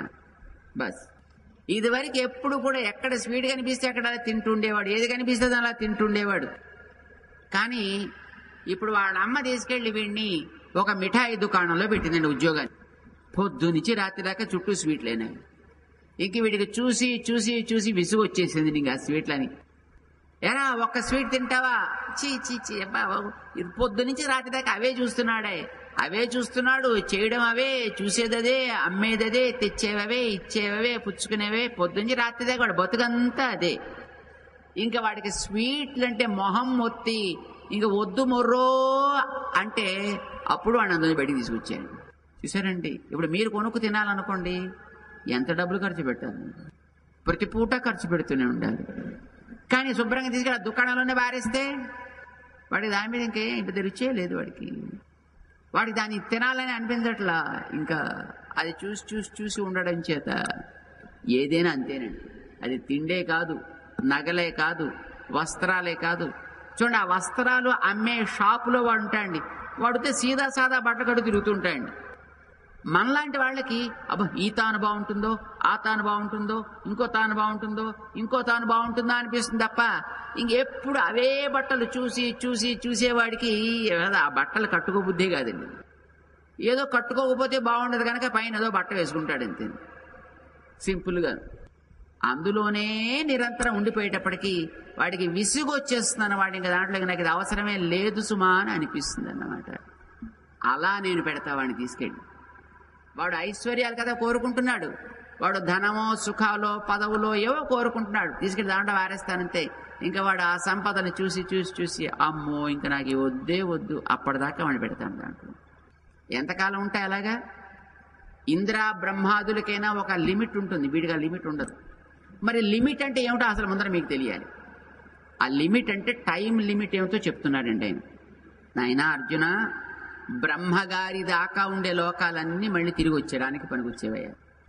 ఇక్కడ ఇంద్రలోకం అనండి, మీరు శివలోకం అనండి, కైవల్యం అనండి, ఇంకోటి అనండి, కైలాసం అనండి, మరొకటి అనండి, అన్నిటికంటే టాప్ మోస్ట్ స్థితిలో ఉండేది బ్రహ్మగారి లోకం అండి, ఫస్ట్ది. దాని తర్వాత మిగతా లోకాలన్నీ. ఆ బ్రహ్మగారి లోకంలో ఉండేటటువంటి చతుర్ముఖుడి దాకా ఉండేవాళ్ళందరూ కూడా పునరావర్తిన అర్జున. ఎవడు వెళ్ళినా వాడి వెళ్ళిన టైం అయిపోతే వాడు ఆర్జించిన పుణ్యం కనుక పూర్తయిపోయింది అని అంటే వెనక్కి తిరిగి రాక తప్పదు. ఎక్కడికి? మానవ శరీరంలోకి. మళ్ళీ ఇందులోంచి ఎటైనా వెళ్లాల్సిందండి. ఇది జంక్షన్ అంటారు మన వాళ్ళు. ఎక్కడికి వెళ్ళినా అది అయిపోతే ఇక్కడికి వస్తాడండి. నరకలోకానికి వెళ్ళినా అయిపోతే మళ్ళీ ఇక్కడికి వస్తాడు. స్వర్గానికి వెళ్ళినా పుణ్యం అయిపోతే ఇక్కడికి వస్తాడు. ఇంకో లోకం వెళితే అది అయిపోతే ఇక్కడికి వస్తాడు. గంధర్వుడైనా అది అయిపోతే ఇక్కడికి వస్తాడు. ఎవడెవడికి ఏదేది అయిపోతే మళ్ళీ వాడు తిరిగి రాదగిన చోటు మళ్ళీ ఈ మానవ లోకం. ఇక్కడి నుంచి మళ్ళీ ఏదో పాడు పనో మంచి పనో చేసి పైకి వెళ్ళిపోతుంటాడు. ఆ వెళ్లే లోపల వాడికనే భగవత్ చరణాగతి చేసాడంటే ఇంక మళ్ళీ తిరిగి రానక్కర్ లేకుండా పెడతాడు. లేదంటే మళ్ళీ తిరిగి వస్తూనే ఉంటాడు, మళ్ళీ వస్తూనే ఉంటాడు, మళ్ళీ వస్తూనే ఉంటాడు. ఇప్పుడు ఒకరోజు 2 రోజులు తిరిగితే సరదా అండి. రోజు ఇప్పుడు మాకు చిన్నప్పుడు తిరగడం అంటే మళ్ళీ సరదాగా ఉండేది. ఎవడైనా కారు ఎడుతుంటే అక్కడ కారు ఎక్కేసి, ఎక్కడైనా బండి ఎడుతుంటే అక్కడ బండి ఎక్కేసి, మాకు ఇప్పటికీ జ్ఞాపకం అండి. చిన్నప్పుడు 4వ ఏడు అనుకుంటాను బహుశా, కానీ అదొక్కటే జ్ఞాపకం ఉందండి, మిగతా ఏం జ్ఞాపకం లేవు. ఆ ఊరు నుంచి రైతులు ఉంటారు, పంటలు తీసుకొస్తుంటారు అనమాట. ధాన్యాలు అంతా పట్టుకొచ్చి ఇంటి దగ్గర పోస్తారు. అలా పోయడానికి ఆ పక్కనుండే పట్టణంలోకి వాళ్ళ పొలం నుంచి ధాన్యాలన్నీ పట్టుకొచ్చి అక్కడ పోసారు, ఇచ్చారు. బస్తాల కింద కట్టి ఏదో ఇచ్చారు. వాళ్ళు వెళ్ళిపోతుండే బండి నేను వెడతాను, నేను ఎక్కుతాను అని ఇంట్లో వాళ్ళు చెప్పారు. ఇగో అక్కడికి వెడితే నువ్వు తినక్కర్లేదు, ఇలా ఎగిరే వచ్చే ఉంటాయి నీకు. ఏంటవి ఇలా ఎగురుతుంటాయి చూడాలి నీళ్లలోంచి. నువ్వు అక్కడికి వెడితే భోజనం ఇలా నువ్వు చెయ్యక్కర్లేదు, అవే టక్కున నోట్లోకి ఎగురు వస్తుంటాయి, అవే పెడతారు నీకు జాగ్రత్త అంటుండే. ఏదైనా ప్రయాణ సాధన ఉంటే చిన్నపిల్లలు చూడండి ఎక్కేసి పోదాం పోదాం పోదాం అనిపిస్తుంది. అలా అనిపించినప్పుడు తీసుకెళ్లి నిన్ను తిరిగే బండిలో బారేశారనుకో, ఓ బస్సులో కండక్టర్ కిందో లేకపోతే డ్రైవర్ కిందో బారేశాడనుకో, ఇంకా వాడికి విసుగు వచ్చే, అబ్బాయి ఎంతకాలం చస్తాను రా బాబు డ్రైవింగ్ చేసి. ఎందుకంటే పొద్దున్న లేస్తే డ్రైవింగ్ ఉద్యోగం, రాత్రి దాకా. కొంతమందికి కార్లు డ్రైవ్ చేయడం అంటే పిచ్చండి, పెద్ద ఫ్యాసినేషన్ వాళ్ళకి. అలాంటి వాళ్ళని తీసుకెళ్ళి శుభ్రంగా డ్రైవర్ కింద ఉద్యోగం ఇచ్చామనుకోండి, వాడు పొద్దున్న లేస్తే రాత్రి దాకా 10 దాకా బస్సు నడిపి కారు నడిపి ఇంక వాడికి విసుగు వస్తుందండి. ఎంతకాలం సుఖం లేదు, ఎప్పుడు తిరగడమే అనిపించదండి. వాడంతట వాడికి దాని మీద విసుగొచ్చేట్టు చేస్తా. నేను వాడిని తీసుకురాను, వాడికి ఆ సుఖం అయిపోయి వాడు పుణ్యం అయిపోతే అయిపోవడం లాంటిది ఉండదు. I give it for permanent. నాకు వద్దు మొర్రో అంటేనే ఇస్తా, వెనక్కి తీసుకొస్తా. యయాతి అని ఒక మహానుభావుడు ఉండేవాడు. కథ ఎప్పుడైనా మీరు విన్నారు లేదో. ఆయనకి 4 కొడుకులు 5 కొడుకులు పుట్టారండి. ఆయన కొంతకాలం అయిపోయిన తర్వాత ఇంకా సుఖాలు పొందాలని అనిపించింది ఆయనకి. ఈ శారీరక సుఖాల మీద విసుగు రాలే. అరే నేను ముసలాండి, ఆయన పాపం ఏదో శాపవశం చేత ముసలితనం వచ్చి మీద పడింది ఆయనకి సడన్ గా. అయ్యో నాకు వయస్సు కావాలి, కొడుకుల దగ్గర వెళ్ళి అడిగండి, ఎరా నీ వయసు నాకు ఇచ్చేస్తావా, 4 కొడుకులు నువ్వు ఇవ్వం పొమ్మన్నారు. నీకేం బుద్ధి ఉందా లేదా, నువ్వు పెద్దవాడివి, మా వయసు నువ్వు అడుగుతావేంటి నీకు అని తిట్టారు. ఆయనకు ఒళ్ళు మండింది. వేదవల్ల మీకు రాజ్యం లేకుండా పోవాలి అని వాళ్ళని తిట్టేశాడు. ఆయన మీరు కిరాతులు అయిపోతారు పొమ్మన్నాడు, రాజ్యాధికారులు లేకుండా పొమ్మన్నాడు. ఏదో 4 రకాల శాపాలు పెట్టాడు, పోయారు. చివరి కొడుకు బుద్ధిమంతుడు, నాన్నగారు అనుగ్రహం కలిగితే అన్నీ వస్తాయని తెలుసుని వీడికి. అందుకోసమని నాన్న నీకంటే నా గొప్పవాడు ఎవడన్నా, నువ్వు ఇస్తే వచ్చినవే కదా అంతా తీసుకో, నీకేం కావాలంటే అన్నాడు. మరి టెక్నాలజీ ఏముంటుందో మనకు తెలియదండి. ఆ చిన్నపిల్లవాడి వయస్సుని తనలో ఇంప్లాంట్ చేసుకోగలిగాడు ఆయన. అంటే ఈయన యువకుడు అయిపోయాడు, సుఖాలు అనుభవించడం ప్రారంభించాడు. అనుభవించాడు. ఇంకా ఆయనకే విసుగు వచ్చేసిందని అనుభవించి చిచి ఈ సుఖాలన్నీ అనుభవిస్తున్న కొద్దీ ఇంకా ఆశ పెరుగుతుంది తప్ప ఇవి తరగవు. నజాతు కామానాం ఉపభోగేన శామ్యతి. అనుభవం వల్ల వీటి మీద వైరాగ్యం అనేది ఏర్పడదయా. ఇవి హవిషా కృష్ణవర్తమేవ భూయేవాభివర్ధతే. పెట్రోల్ నిప్పుల మీద పోస్తే ఇంకా మండినట్టుగా ఇది మండుతూనే ఉంటాయి. ఇక నాకు ఇవి అక్కర్లేదు అని వదిలేసాడు. కొడుకుని పిలిచాడు, నాయన చాలా కాలం అనుభవించానాయా, ఇంకా నాకు ఇది వద్దని అనిపిస్తోంది, నీ వయసు మళ్ళీ నీకు ఇచ్చేస్తున్నాను. మరి అదేమిటో పిల్లాడికి మళ్ళీ ఆ వయసు ఇచ్చేయండి ఆయన. వయసుతో పాటు రాజ్యం అంతా కూడా మొత్తం పిల్లాడికి ఇచ్చాడు ఆయన. యయాతి అని పేరు అన్నమాట ఆ మహానుభావుడికి. భగవంతుడు ఇవ్వదలుచుకుంటే ఇంకా అంతకంటే గొప్పగా ఇవ్వగలడు కదండి ఆయన. అంటే ఎంతకాలం ఉంటాయి సుఖాలు అనేవి నీకు తెలియాలి. బ్రహ్మ దాకా వెళ్లే మొట్టమొదటిదైన ఆలోకం దాకా ఉండేవి ఏవైనా నువ్వు ఏది పొందినా మళ్ళీ తిరిగి వచ్చేసేదే, నశించిపోతుంది అది. పునరావర్తిన అర్జున. కానీ నేనిస్తే మాత్రం తరగవు. మా ముప్పేత్య, నన్ను చేరినప్పుడు పొందేవైతే మాత్రం అవి నశించవు, ఎంతకాలమైనా ఉంటాయి. బ్రహ్మ పోయినా నేనిచ్చినవి పోవు. చూశారండి తమాషా.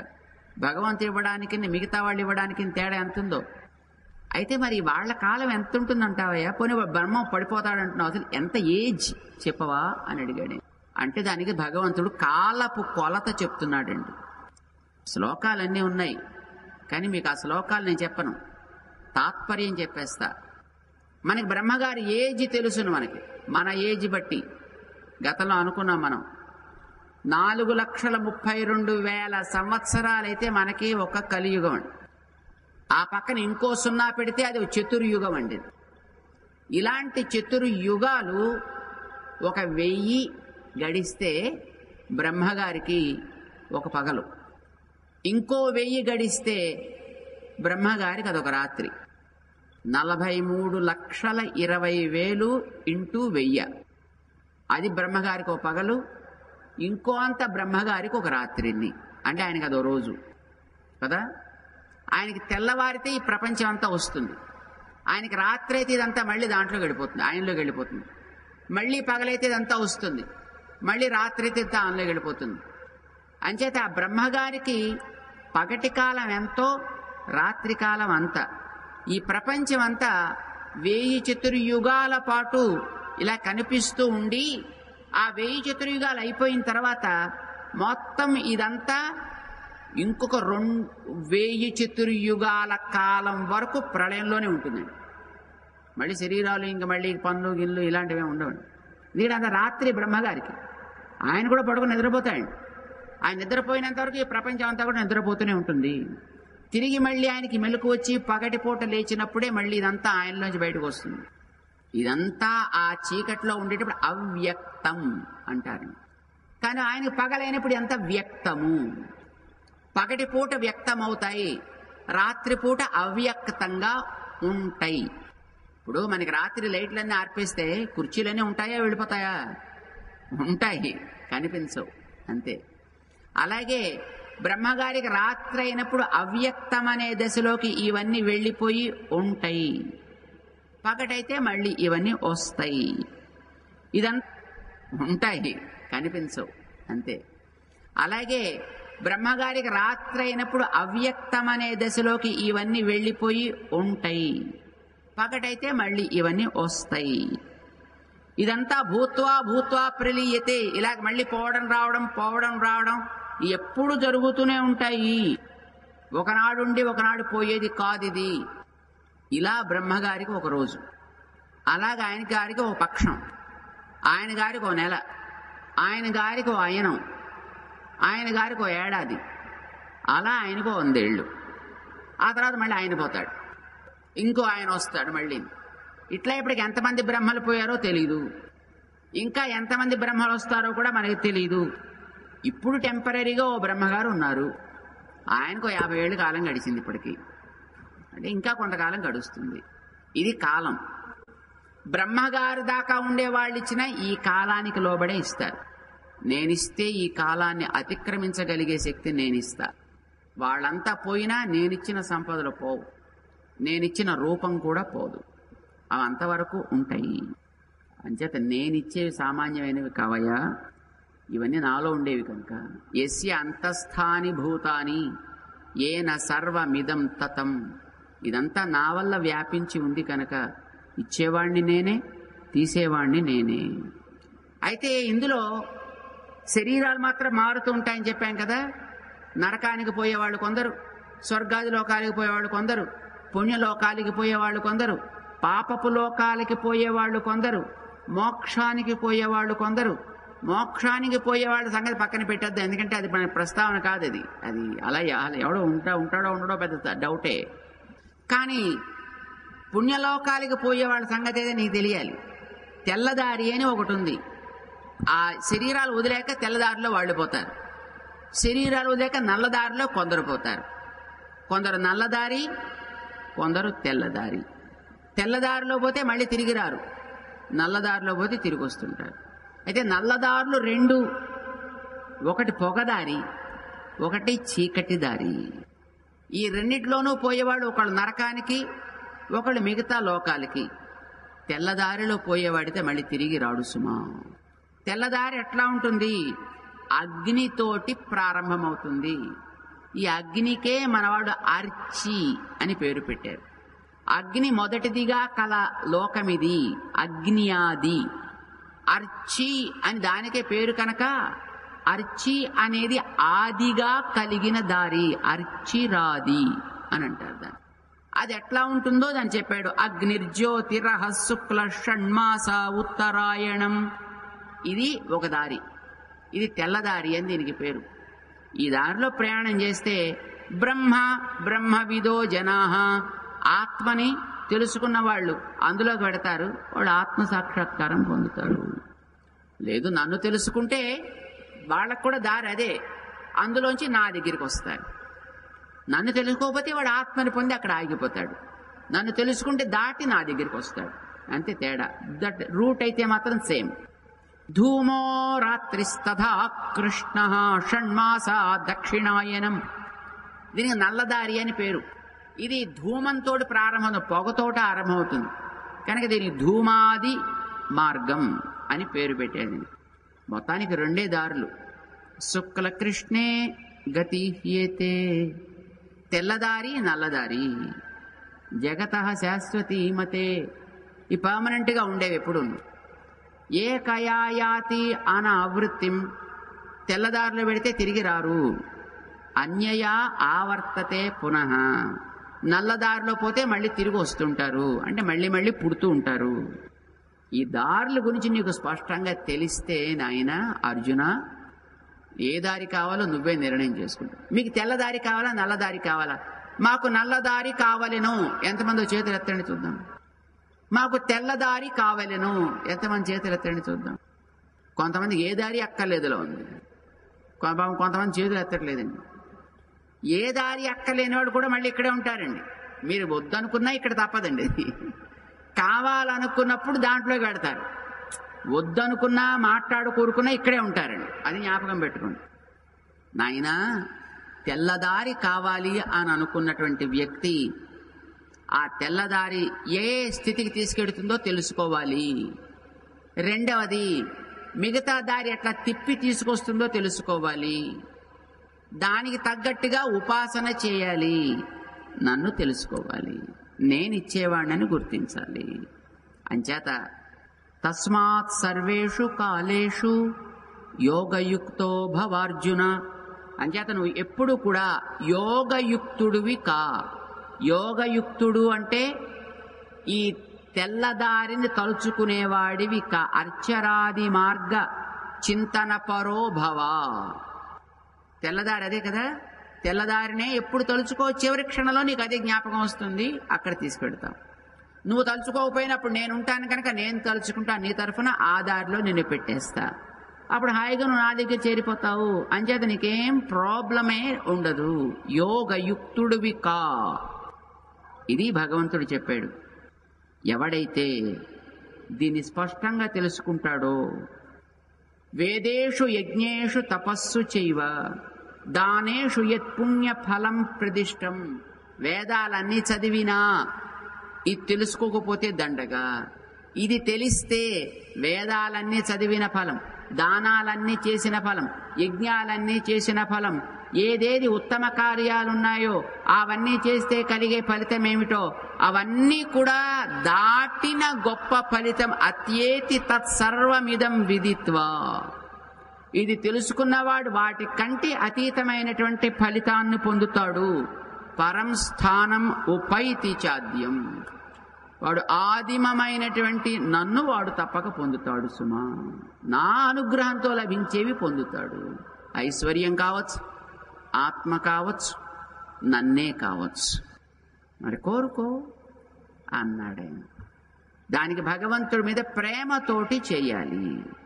ఆ ప్రేమ ఏమిటో మనకి తర్వాత 9వ అధ్యాయం తెలియజేస్తుంది. జై శ్రీమన్నారాయణ.